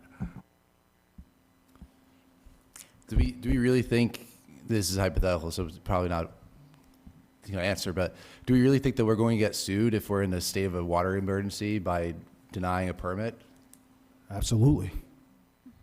Okay. Yeah, you have your legal team, multiple legal members. I know there's been a query to DEP whether you could stop a permit during this period. We'll let them speak to it, but all your legal advice and recommendations that yes, you would get sued. Yeah. Going back to the water impact reports, how long on average, this is more of a Helen question, but how long on average does it take for a study to be completed? Because I understand that these requests for water impact studies were back in October, November, and we didn't get them back till February. So can we speak to that? I guess I'm going to say it depends. It depends on the size of the project and how long it takes to do the analysis. So if it's a small project, typically can be done very quickly. We have to run the hydraulic model that we prepared for the distribution system a number of years ago, and then run through various scenarios. So by the time we were actually contracted, it took us a number of months for that particular one, but we were busy on that particular one, to be honest with you. I mean, our workload for that particular one, that's why it took so long. Yeah, they both seem to have come out on February 13th. Right. After permits were granted to Broad Street. So I don't know who to ask this to, but why even do it if it's already permitted? So it helps us to determine the fee that we charge for the connection. So while we are going to wait they have an 18-month lag period for them to connect, they already paid us $250,000, which goes towards improving our infrastructure. And with that rate study that Raftelis did in conjunction with the finance department, we've actually, and I can let the finance director speak to that. I am a dirt guy. I worry about the dirt and the water. But I think it actually helped to reduce the rate that the homeowners, including me, are paying. So that study helps us determine how much fee that we charge them. Okay. Yeah, and they already paid us $250,000. Yeah, the council and the residents, they're being told that these studies are being taken into consideration when there are projects up for approval. So is that not the case, or is it just for rates? Sorry, or is it... Mr. President, can you repeat that again? Sorry. Yeah, so it's my understanding that these studies they should be taken into consideration when we're making approvals on projects, but that wasn't That is correct. That is correct. Not in this case. That was not the case, and then I think the town manager has kind of corrected that process. I think, look, we've been very clear, and since I've come on board, no one's ever heard me say second-guessing decisions that were made or processes that were done incorrectly before. I came in here, I came with our team and said, hey, if this is something that's going on, we're going to fix it. So I think as you acknowledged that wasn't a process that wasn't concrete, I said that will not occur. We will make sure these are part of our processes. We have team meetings in terms of cross-collaboration that I don't think was very successful before, making sure that all of our departments, the building department, police, fire, DPW, CED, they have to meet. There has to be collaboration on projects. We all have to be on the same or the same wavelength and operating collaboratively. So for an example, the Encompass project, and I know Jason I'm not going to speak deliberately about this project over and over, but example of that, the Encompass project, which was before the planning board several times, it's been delayed several times because we said, one, we gave a recommendation plan, do not act on that until we have a water impact study. I've also had additional conversations with the council. If we want to add that into the administrative code, I support that because that's the process that I've implemented since I've got in town. That wasn't the process before, but that's the process now. So that's the reality of the situation, the Broad Street project. It was approved before a water impact study was done. Wasn't here for it. That was the process that we had in place. We've corrected it. Yeah, I understand that, and I'm confident in our process moving forward, but it's just hard to reconcile, and I think speaking for the frustration of a lot of residents, is that we have our CD director in 2023 saying that we have water infrastructure issues, and then we have form-based code going through, and then we have an approval of Broad Street in June of 2024, and we have our DPW director last year saying that we've got water issues. So it's just hard to understand the thought process behind all of that. Previously, I understand that now moving forward, we have a better plan in place, but people they want answers. They want to understand who dropped the ball and who's accountable. So that's why I'm asking a lot of these pointed questions here tonight. These are good questions, and we're answering them, and they're fine. We want the public to know that.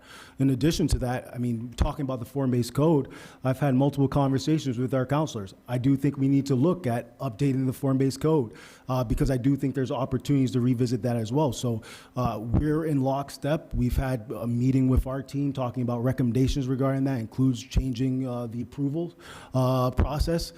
We support that. So yeah, we're taking a look at those. These are good questions to ask. We want the public to be informed. We want them to know what occurred before and what we're doing now. Thank you.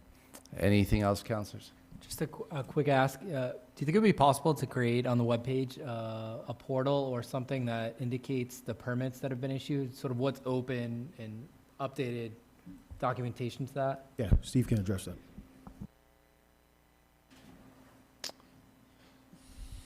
You can go on as a guest to our portal, and you can see what permit's been issued.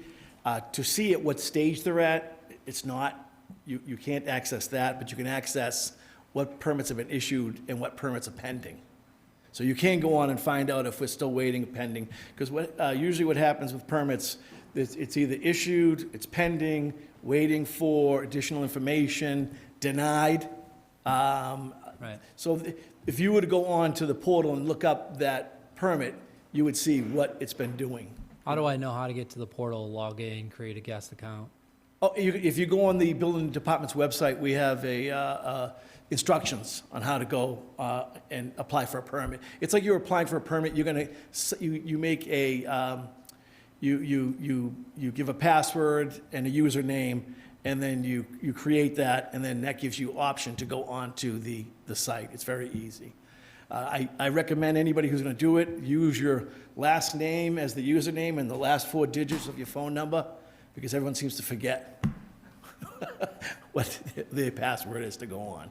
It's all public information, Right. so that's why it's not really but you can go on as a guest and look up what permits are, and not just building. You can look up electrical, plumbing, CED. That's because CED is also out of online permitting, and they have their own page that you can go to their page and look what projects are going through, ZBA or planning board, site plan review, so that's also accessible too, for that. Maybe to our town manager, if we could simplify it or somehow try to simplify it. I just did a quick search on the website, and it didn't come up there, but now knowing that I could go to the portal, create a guest account, log in, then view everything. We'll take a look and see what we can do to try to simplify it. Yeah. We'll take a look. Steve, sorry, while you're up there, is my last question. Please do. Is it possible, has it been done, is it legal to do conditional permits? No. So I know we were up here talking about what the town requirements are and permits. There, if you go to 780 CMR, which is the state building code, we have a lot of restrictions on people who apply for a permit. We have timelines that we have to meet. Like some people think that I can make a permit sit for 4 or 5 months. I can't legally. I can be sued personally because I'm not doing what's required by state. So that's the state part of my job, is I need to follow all of my state requirements under the building code. But what we do is we do not issue any permits if there's any type of conditions, or if we catch people doing work, or we find out they're not doing the work correctly. I can freeze most all permits if there's a problem. But I have to have a legitimate reason to cease and desist a permit or discontinue a permit. I have to have something legal to do it. Yeah, the only reason why I ask is, with these pre-approved projects, are we able to issue conditional permits, contingent upon available water? Because right now, we obviously can't. This is an easy one. In the state of Massachusetts, I cannot issue a permit without potable water. So I either have to have a sign off from the water department, or I need a sign off from the Board of Health that the well that's being used has the water that can give potable water. That's under the state building code. So if I didn't get a sign off from the water department or Board of Health, I can't issue a permit. So, I mean, it's pretty simple math as far as if everybody signs off, I issue the permit. If they don't sign off, I can't.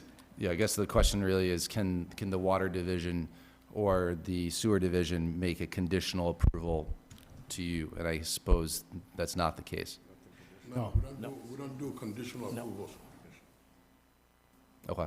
We have, at the end of projects, if there's something that we're waiting on, I have given temporary occupancy permits, like it's the same with a house. You know, we're waiting on something for CED or the planning board, or waiting for somebody, but the people want to move in, and there's no legal reason they can't. We have done conditional that way, but really never water or sewer has been, that's always been a final say on that. Got it. Yeah. Anything further, councilors? I'm good. All right.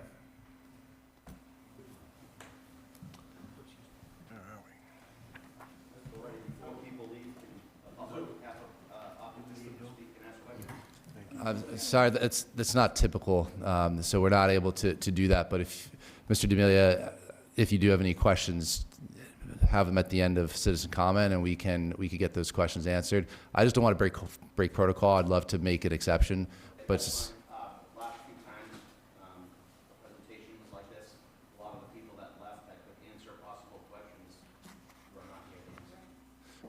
yeah. So any questions you have, I will guarantee that we get that back to you in an email, or we could post it so other people get those answers. You have my commitment to that. No worries. I think we have community budget session. You got one more item. I'll be very quick. We had a community budget session, myself and our finance director at the senior center.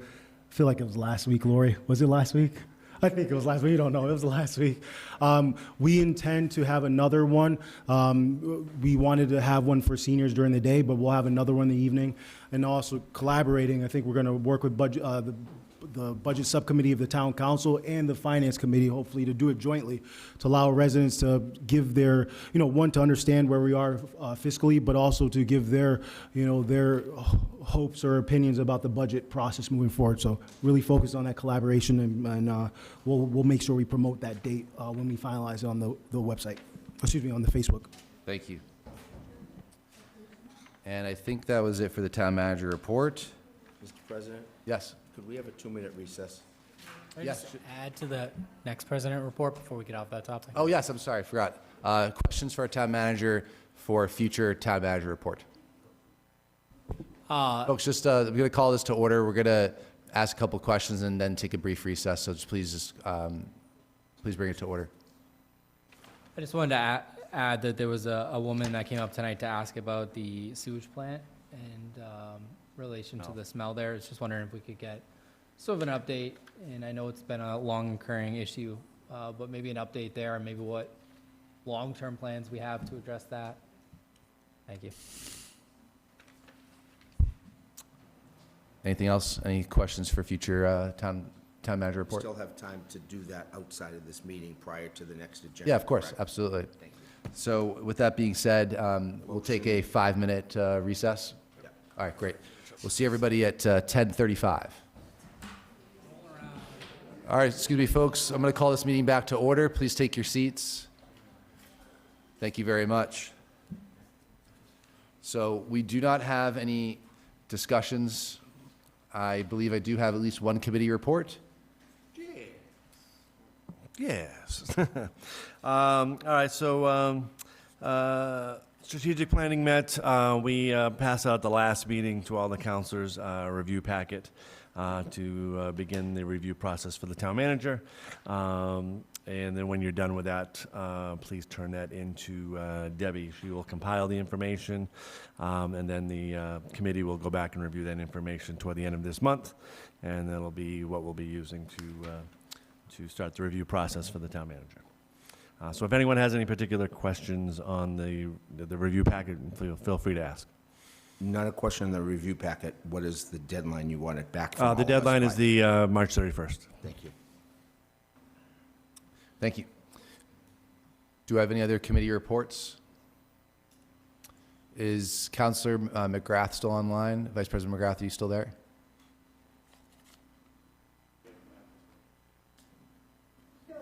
Oh, February, and there's 3 items on the agenda, and I'll let Council Kennedy introduce them. The 3 items that we currently have on the agenda came through rules and procedures. Okay. And then, Vice President McGrath, do you have any updates from downtown revitalization? I know that you met the other day.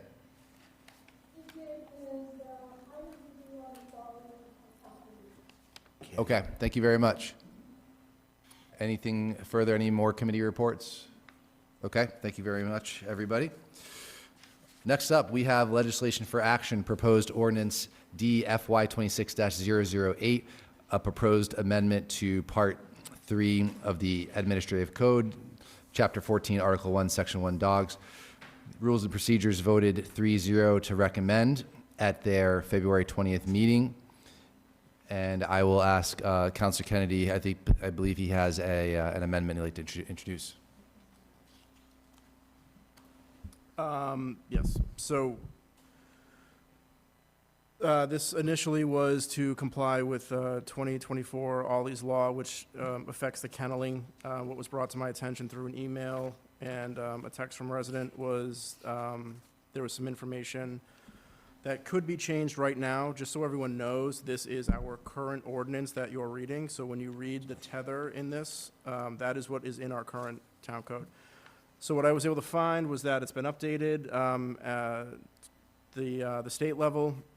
I provided an amendment to my fellow councilors that amends that one section. So I will make a motion to amend section 1B1, chain and tethering.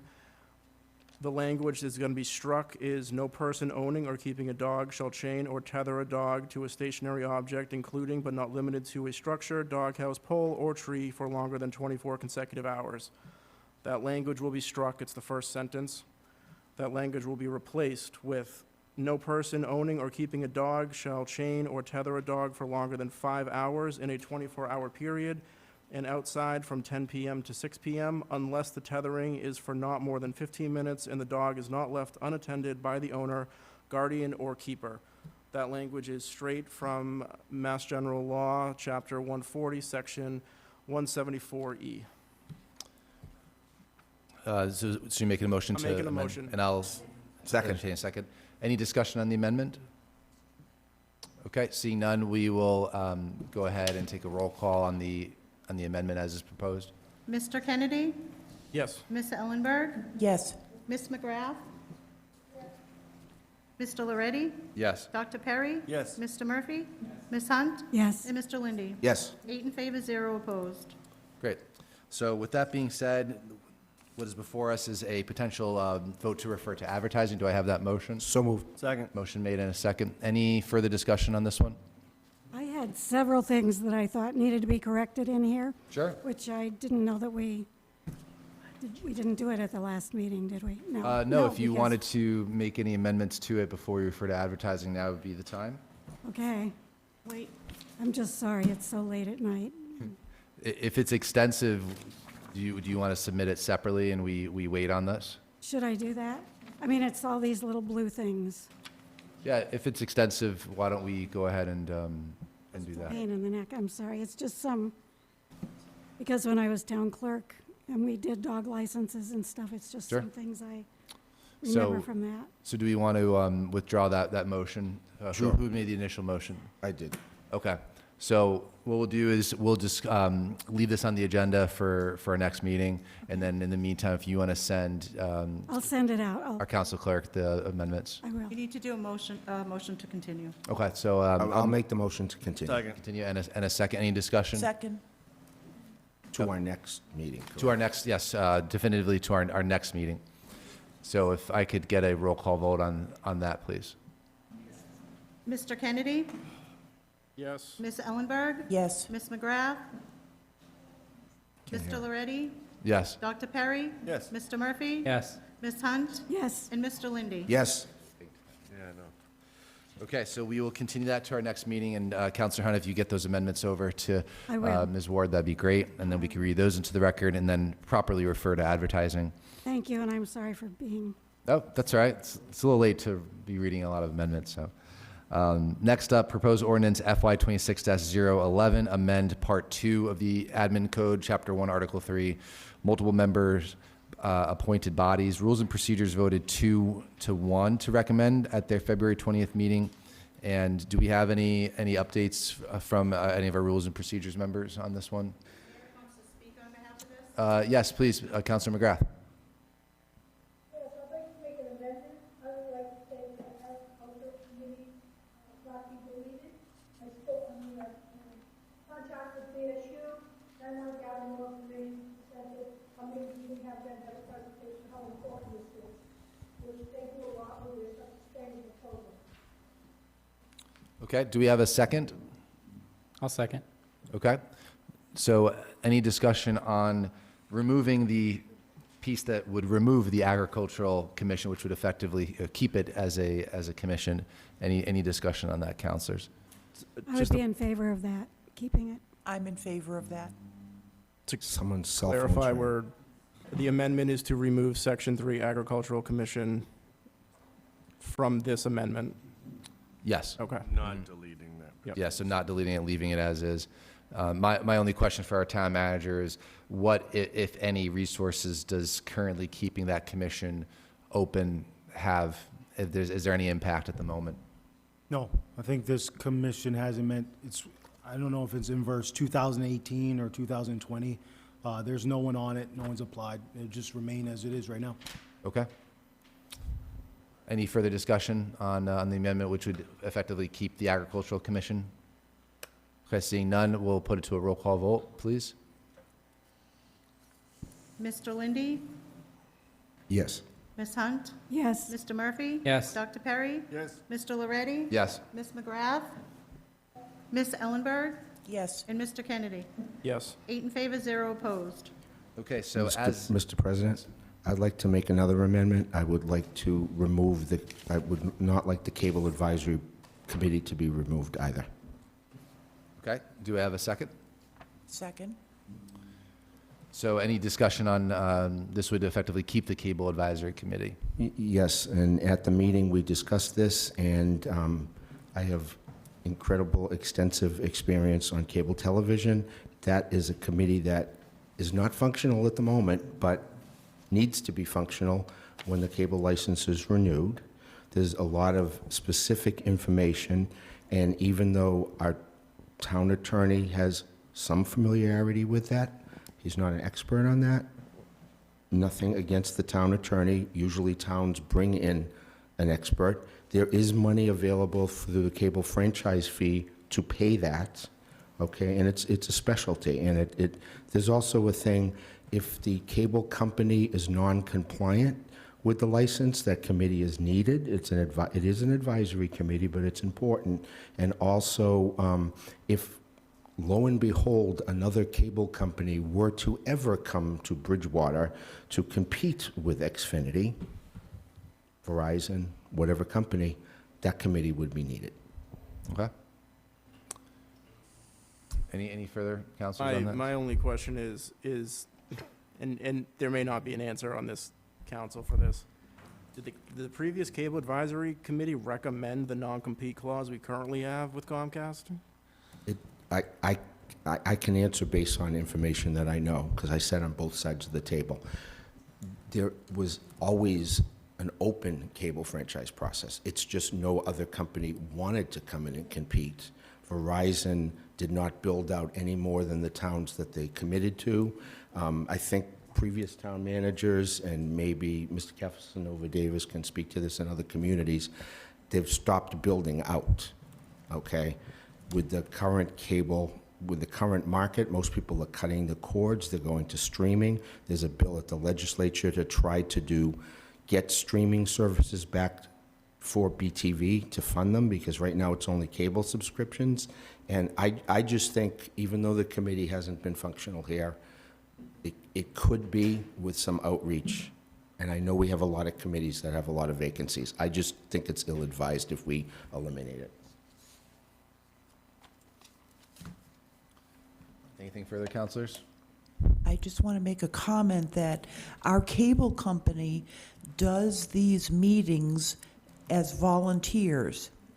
And Cable company, I'm sorry. I don't But mean not to- the cable company, that excuse me, cable our access cable organization. access people, excuse me. And I think that in the future, if cable fees keep diminishing and they don't include the streaming, we are going to need to find another source of funding to maintain our services for current government. So I think we definitely need to continue the committee. Okay, anything further? We'll put it to a roll call vote, please. Mr. Lindy? Yes. Ms. Hunt? Yes. Mr. Murphy? Yes. Dr. Perry? Yes. Mr. Loretti? Yes. Ms. McGrath? Did you say yes? She did, I think yeah. so. Ms. Ellenberg? Yes. And Mr. Kennedy? Yes. 8 in favor, 0 opposed. Okay, so as amended, we are going to strike Section 3, strike Section 5, which effectively keeps those boards, committees, commissions in the admin code. So with that being said, do we have a motion to refer as amended to advertising? Motion. Oh, I just want to ask, it was voted 2-1, and why the one voted against, and was that addressed? That was me that voted against. And that was the cable Based piece? on the cables. Okay. Sorry. that's Thank you. right. So motion made to refer to advertising? Yes. Second. And a second. Any further discussion? Okay, seeing none, we'll put it to a roll call, please. Mr. Kennedy? Yes. Ms. Ellenberg? Yes. Ms. McGrath? Mr. Loretti? Yes. Dr. Perry? Yes. Mr. Murphy? Yes. Ms. Hunt? Yes. And Mr. Lindy? Yes. 8 in favor, 0 opposed.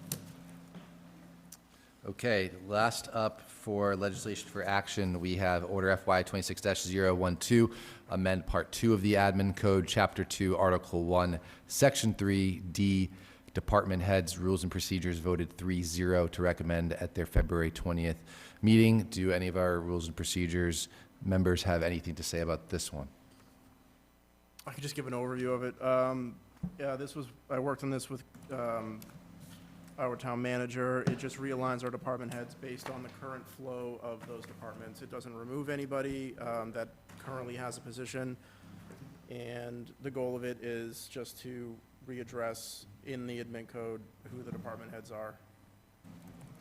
Great, and I think that there are some comments made by residents. I think Ms. Hanson brought up that the conservation agent is being stricken from here, but that is not being removed as a position, it's just no longer a department head. Conservation agent, according to the current structure of the town, falls underneath the CED department director. Okay. Thank you. Yeah, I just want to make that point of clarification.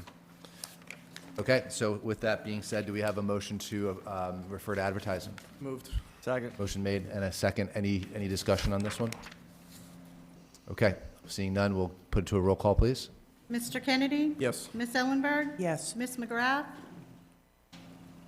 Mr. Loretti? Yes. Dr. Perry? Yes. Mr. Murphy? Yes. Ms. Hunt? Yes. And Mr. Lindy? Yes. 8 in favor, 0 opposed. Okay, so we are all done with legislation for action. We do not have any old business or new business. We will now move into our second citizen comment period. Due to Massachusetts open meeting law requirements, discussions will not take place during public comment periods. If appropriate, responses to questions and concerns will be given by the town manager at a future town council meeting.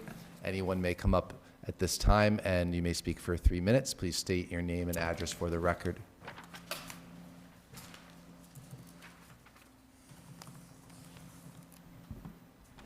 Hi, Janet Hanson, Pleasant Street.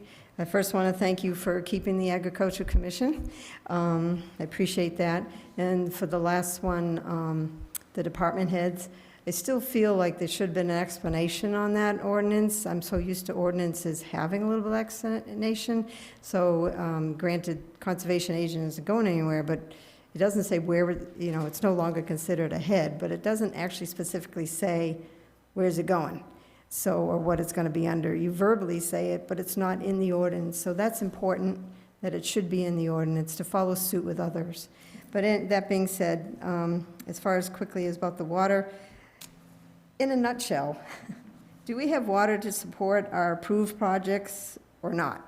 It was unclear. Yes, pre-approved, we can't deny them anything and stop them, but do we actually have enough water for those pre-approved? That was not clear. The presentation was kind of overwhelming. We do need to get rid of that form-based code. I'll say it again. I please would, hopefully you'd consider trying to get rid of that form-based code. I think it's has been detrimental in projects, and it was designed for the developer, wasn't designed for us. And where are the Vernon Street wells? Can you at least answer that? I still don't, I know they're on Vernon Street, but where? Don't say they're Vernon Street. Where on Vernon Street? I've never been able to have anybody tell me. You should be able to at least answer that question. Don't know. Chafee Farm? Okay. Is that where the Golf course. the high-tension wires? Thank you. No one's been able to tell me that.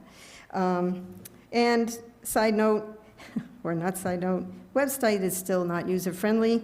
I don't see any improvement between the new one and the old one, and I still cannot get notifications of the committee meetings and council meetings unless somebody can show me. I have tried a week ago again, and I just get emergency alert, but I can't get the emails of meetings like I used to. I don't want to have to keep going to it was convenient to have it on my email that, okay, a town council meeting's coming up, or planning board meeting's coming up.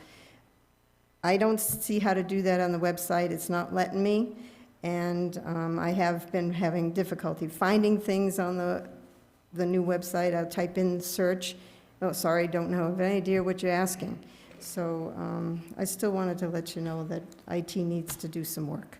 And I appreciate the long night and everybody listening to everybody talking. And hopefully we can get those answers. And thank you. Thank you.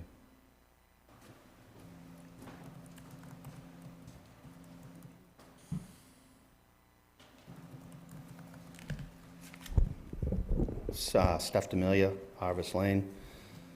This question is for Mrs. Gordon. Okay.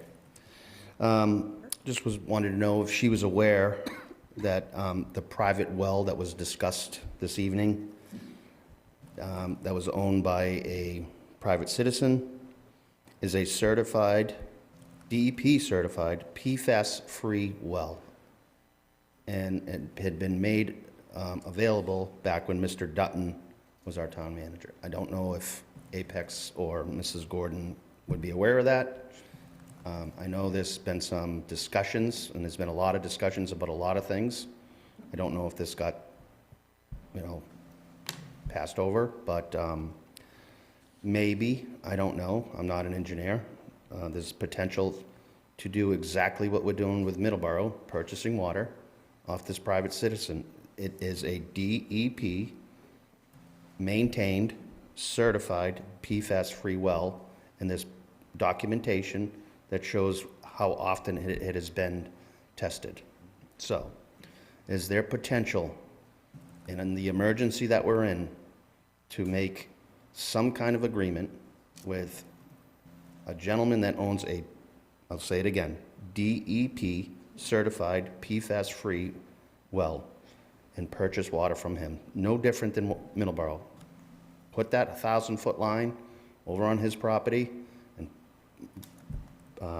connect it to the nearest fire hydrant and see if you can make a deal. I would guess that it would be extremely cheaper to buy water that's sitting there from a private person, private entity, than a municipality. I don't know if that's a thing, but has it been discussed? Maybe it has, maybe it hasn't, but it seems like that should be something that should really be looked into. This was also another question for Mrs. Gordon. I believe it seemed as though that maybe the company that designed the High Street filtration facility under-designed it, because wells 10A and 10B, according to what she said, have been the most contaminated wells we have with manganese and iron. So I'm not sure why now, when you go to connect them to High Street, they can't handle it. Because she said herself that those wells are notoriously been known for a very long time to be higher than average than the other wells in manganese and PFAS. I'm also curious to know why the new High Street facility does not remove PFAS. One can say that when it went into its design phase, PFAS was not mandated by the DEP to be removed, and that facility was open in 2023, I believe. Don't hold me to the date, to the year and the date, but I know it's somewhere in there. The town of Easton opened their filtration facility with PFAS removal around the same time. So I don't know how one town can look ahead and see that coming and figure it in, but this town doesn't. I'd love an explanation on that. I also wanted to ask Mrs. Gordon if she has any concern that once we disconnect from Middleborough and don't get an extension, I will say I'm hearing that we're not going to get an extension, but again, it's hearsay from the people I've heard it from. Pretty confident, but I could be wrong. If she's concerned about the spring spike in water consumption, because that happens every spring in every town throughout the Commonwealth. People come out of hibernation, first thing they do, stop washing their homes, cars, driveways, watering lawns, gardens, filling their pool. I can go on and on and on and on. So I wonder if she would have a concern with that. And also, I would have liked to have asked her if she had an email where concerned citizens of Bridgewater could reach out to her with questions, not expecting immediate answers, but at least someone that we can reach out to when we have a concern regarding what Apex is able to do and not do. Thank you. Thank you.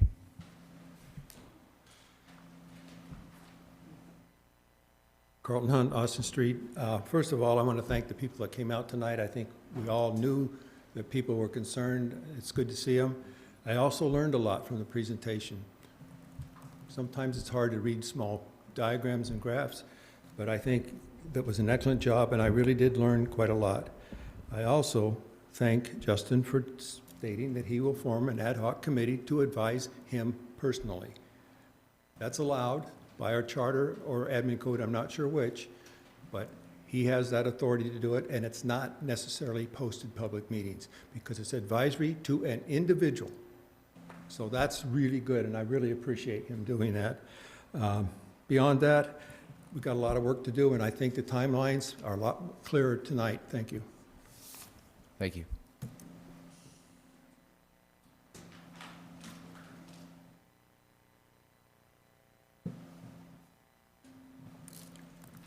Joel Thomas, Alverona Road. So, just one of the big things that I just wanted to hit, I mean, I know we have water issues. We've got significant water issues, but I don't know how many of you guys have children that are in the school systems here. Flint, Michigan started out, there was a little bit of lead in the water, and they ignored it. The city councils ignored it. It wasn't a big deal.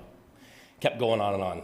Well, it's February 17th, I heard from the town manager here that there was no big water updates in town. Well, it's funny because February 10th, I got a letter from the school department that 2 schools tested for lead in this town. Okay, it's not over the max contaminant level, but they tested positive for lead. 1978, they outlawed lead paint in homes. 1986, they outlawed lead solder, lead fixtures. I'm like, but we have lead, okay? The Williams, okay, we renovated that school, there might be a little lead left. And I believe it was the 2000s, we built the new high school. That was all new, and there's a lead positive test in that school. So, is something being used that was wrong in that school, or do we have lead issues coming out of these pipes coming into the school? I'm like, and that's something that really needs to be talked about along with the rest of this. I mean, my daughter goes there. I know a lot of people's kids go there. A lot of people are asking that question tonight. What's their kid getting for drinking water at school? I think that's something that really needs to be focused on as well. The water department should be letting us know, what did they test? Did they only test one area? Because only one area failed in each one. Did they only do one water test out of the kitchen sink? Or did they do multiple tests in there? But we need to find out more of what happened there. I'm very upset that that didn't come out in the past 28 days that happened. So please take some attention to that matter as well. Thank you. Thank you.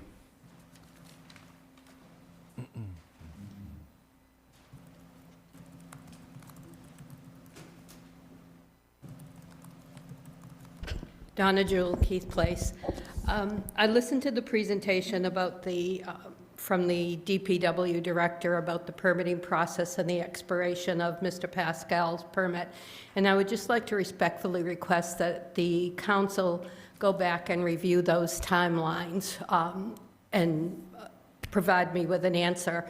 I tried to do some quick research on my phone, and what I find is that Mr. Pascal's permit expired, and that it was not in fact covered by the Attorney General's emergency order to extend a permit for 2 years during COVID. I could be wrong with the information I'm finding online and through the website, because the website is a little challenging. When you do it on your phone, it's even more difficult. But I would really like to see those dates. And not saying we could ever change anything, but I think for all of our knowledge and knowing accuracy of information that's being given to us. The other situation, I believe it's being addressed through future legislation, is the lack of authority that the planning board has in CBDR. I, again, looked on the website, and there is a lot of information there if you dig through it and go into the individual project folders under CED, and I found a letter in the CED files of the planning board's decision in the end of May, giving 20 recommendations about the Friendlies project. Taking it a step further, it appears that only a handful of those recommendations were taken into consideration and implemented by the CED department. I think the community deserves answers to why the others weren't implemented. There could very well be justification, but we have a planning board with how many members on it that have a wealth of experience, and to see that, to learn that their recommendations, 3/4 of them were ignored. And is that happening for other projects in the CBD district? I don't know. But I think our CED department owes us answers on that. Enough on the negative. I did attend Mr. Casanova Davis's session that he held on the budget at the community, at the senior center, and I thought it was very well done. I would like to have seen more people there, but it was a good opportunity to be able to ask questions about the budget without being restricted to public comment session, and I think he and Larry Greeny did a very nice job on that. And I think at that meeting, it might have been that the town manager mentioned how above and beyond first responders in the community did during the storm. And it was exceptional. He happened to mention one incident. I'll make it quick. I hear my timer going. He mentioned one incident there, and it clicked in my mind. During the storm, I had happened to be near a police scanner, and I heard an emergency EMS call being made for a gentleman that was in distress. And when the emergency responders got there, both police and fire, they couldn't access the road. It was in the height of the storm. Not everything had been plowed yet. They attempted to try to walk through it. They couldn't because it was up to their chests. They immediately called for a DPW plow. The plow couldn't get through. They had a call for a loader. In the meantime, they're trying to shovel their way through to get to this gentleman. As a team, they eventually did, and I think that's some of the things that happen within our community that we don't see and hear enough of, and acknowledge the teamwork that took to rescue that gentleman. That was phenomenal.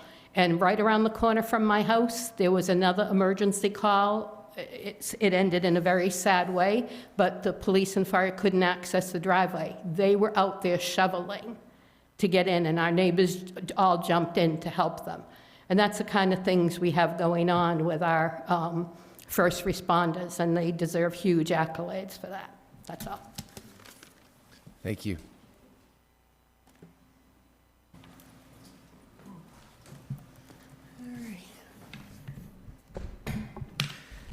Mr. President, members of the council, residents still in attendance, MJ Spagone, 5 Lakeshore Center, Unit 1128, acting in the capacity as chairwoman of the Finance Committee. As promised earlier from the evening, I know the hour is late, so I want to make sure I preface this. I know I had mentioned earlier that I had an additional item I wanted to have entered into the record, audio-visual. It is the memo that I sent to you folks last week and was shared with the public during the meeting last week. Unfortunately, it was not recorded, so folks weren't able to hear it. So tonight I would wish to read that into the record for the public who are here, who probably didn't have a chance to hear it last week. Dated March 2nd, Finance Committee's Jurisdictional Authority and Budget Process Inclusion. Dear Mr. President and members of the Town Council, at this evening's Finance Committee meeting, the membership once more engaged in the discussion of our roles and responsibilities. This was not just a conversation, but an expression of collective frustration with how the Finance Committee is treated. As chairwoman, I remind the Town Council that under the Town Charter and Administrative Code, the Finance Committee is vitally important to the budget, capital planning process, and overall financial health of the town of Bridgewater. The Finance Committee is required to be fully engaged, receive information in a timely manner, and be included in all steps of the legislative process as it relates to municipal finance. As an advisory and ministerial body, the FinCom must be allowed to fully deliberate and make actionable recommendations. It is the opinion of the committee that we have collectively not been allowed such opportunities. To wit, with respect to multiple legislative matters and budgetary discussions, the Finance Committee's inclusion has been lacking. The committee has received measures after the time that we could effectively discuss and provide guidance. Case in point, an expense item, the CPC Parthenon freeze, had already been paid for by the time the measure had reached the Finance Committee. This type of situation is exceedingly frustrating when the town of Bridgewater faces multiple budgetary constraints and the committee is considered an afterthought, whether intentionally or unintentionally. This committee is not a rubber stamp. The town of Bridgewater's residents need us to provide you with recommendations without risk of rushing to a hurried conclusion and to have all information available to act upon the same. The Finance Committee formally asks that the Town Council honor the language of the Charter and to respect our jurisdictional authority. We request that our place at the table be respected. Let us give you the guidance that you need to make informed decisions. Should you have any questions, please do not hesitate to contact us directly. And I know that we have had some correspondence back and forth, Mr. President, and I appreciate that, and it is my hope that the Town Council will continue to bring us into the budgetary conversations. I've also been asked by the Finance Committee to actually attend the budget meeting tomorrow that's going to be with the school committee, so I will also impart that same intent as well, because that is what the committee has asked that we do, and that is what they want us to be expected to do. So with that, Mr. President, I will leave you with this. Let us get the work done, let us get started, and let us do it together. Thank you, Mr. President. Thank you.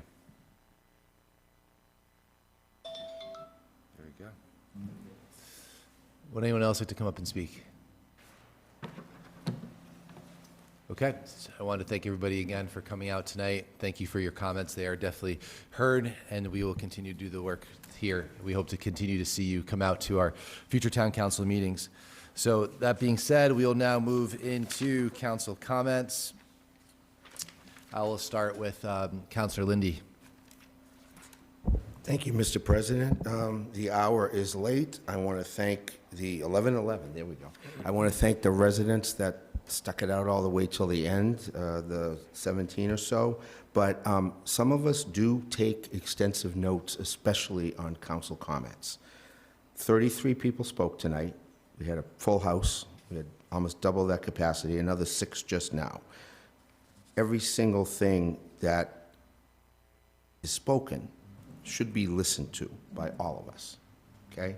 We work for the residents of the town of Bridgewater. That's who I consider my boss. I only have a third of the town, being a district councilor. But a lot of good points were made. I commend the citizens. I don't think I'm going to watch the 7 News report tonight, but it'll probably be on at least a couple of times, or at least online. I think public record is very, very important. A lot of things were said. We got to move it forward. I think we had a good report, but I do agree very strongly with Councilor Murphy about the, you almost needed a translation service. It was great information if you're an engineer. If you're a layperson like me that doesn't have any experience with that, it was a learning experience. I still need a glossary to go along with it. So we do have a lot of work to do. I'm sure our town manager, through his public information sessions, one that he's already done, which I also attended, which was well done. Other ones, we'll get the word out, we'll get more information going on that. It gets confusing after a while to know which are approved projects and which aren't approved projects. That whole permitting process, I think, needs to be a little streamlined. Computerization is good. I think it was I forget what it was called, but the way it was expressed, I'm old-fashioned. I like an actual sign-off, okay? So there's probably a way to do that. I do DocuSign with my condo association, so I'm sure we could possibly do that here. I did want to, and I forgot to do it last time, I'm not putting the hat on, but we have a brand-new business in the center of town behind Tropical Smoothie. It's a female barber that does male haircuts. I don't really need a lot of haircuts. I don't go a lot. So I got the hat to go along with it, but I went on day one to welcome that new business here, and I wanted to be the #1 haircut, but I went to buy her apple turnover at the Boundless Bean, and I ended up being the #2 customer. But we have great businesses in town, and we should definitely patronize them. So I'm looking forward to the Vietnam Veterans Memorial. I want to thank Steph D'Amelia in the back. He's done a lot of stuff for other projects in this town and what we're going to do for our veterans in this town. Thank you. Thank you. Councillor Hunt? I'll save time and say ditto to much of what he said, especially to thank all the citizens who came. So that was great. And before I yawn and go to sleep, I'll say good night. Thank you. Councillor Murphy? Nothing new from me, just to thank you again to all the residents that came out tonight and expressed their concern and sat through the presentation. And then shout out to our veterans agent, Greg Martin. He just does an incredible job day in and day out helping veterans in this town in a way that we haven't been able to do for a long time. So shout out to him and the work that he's done. That's it. Thank you. Dr. Perry? Thank you. Echoing all those sentiments as well. Greg does a great job, and he continues to impress with all the work that he does with all the veterans. And thanks to all the volunteers and the people helping out to keep the costs low on that project. I look forward to the dedication ceremony when it comes on up. Also want to shout out, again, based on the fact that we didn't have a chance to comment after our last meeting, but after the storm, I think the town did a pretty good job. Police, fire, highway, doing the best they can with, over 30 inches of snow here. Not an easy task. Obviously, ran over a little bit on the snow and ice fund. But again, I want to thank, and thanks to Donna for sharing those stories, because those are stories you don't typically hear about, but those are the things that that make the town the way they are. Everyone pulls together. Even Greg Martin was pulling people together to help shovel out seniors and veterans as well. So, it's just a tribute to how hard the people in this town work. Drove around some surrounding towns, and the roads weren't nearly as good as what I saw here in Bridgewater. Not every road got hit as timely as people would have liked, but they did the best they can with the resources and the people that they had. Thank all the people that came out tonight. Obviously, a real long meeting, a lot of information. It's being worked on.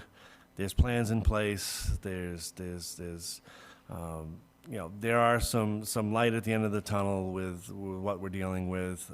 It's going to, as I said, take time and money, but hopefully at some point this year we're going to be up to our capacity of what we need to at least function wholly as a town, and at that 1.86 number, which will allow, again, us to help support those few projects that are in the pipeline already. And then obviously future, goals to expand and get back up with whatever area, which way we go as far as additional water supply. But we'll get there. You just got to be patient, hang in there. We're working our best to do what we need to do for the town. I do want to just get a couple recognitions and lighter comments.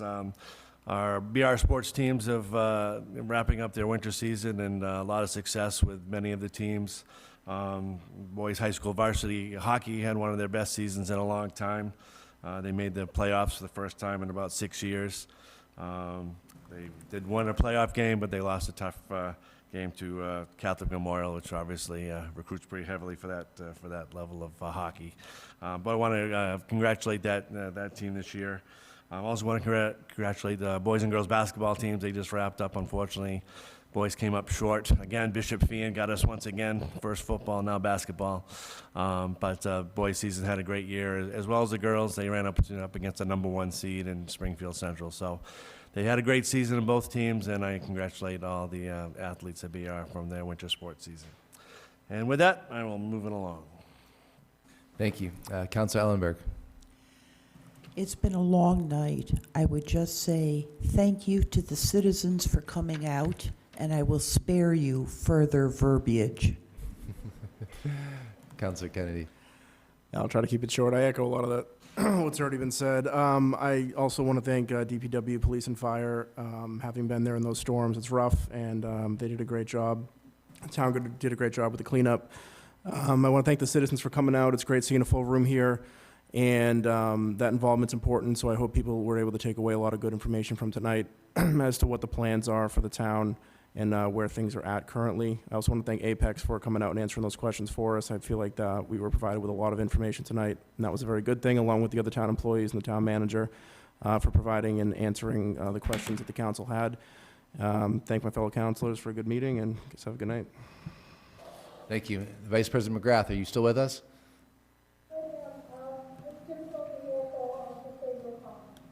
All right.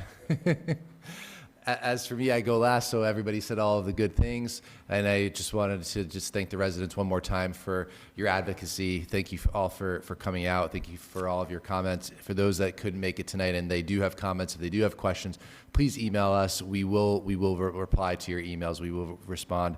We will get back to your questions, and we will continue to fight for you and fight for this town. It was mentioned earlier that we dropped the ball at some point over the last number of years, but we will no longer drop the ball. This team, I'm very confident in our ability to move forward, to put codified procedures in place to make sure that we are successful and that we have an adequate amount of water capacity moving forward. You have that commitment from me and the rest of this council. So that's all that I have for this evening. So with that being said, I'll entertain a motion to adjourn. So move. Second. All right, and we have to roll call this, don't we? Mr. Kennedy? Ms. Ellenberg? Yes. Ms. McGrath? Mr. Loretti? Yes. Dr. Perry? Mr. Murphy? Ms. Hunt? Mr. Levy? Yes. 8 in favor, And we 0 all have to opposed. sign this document. Yes. Thank you. We are adjourned.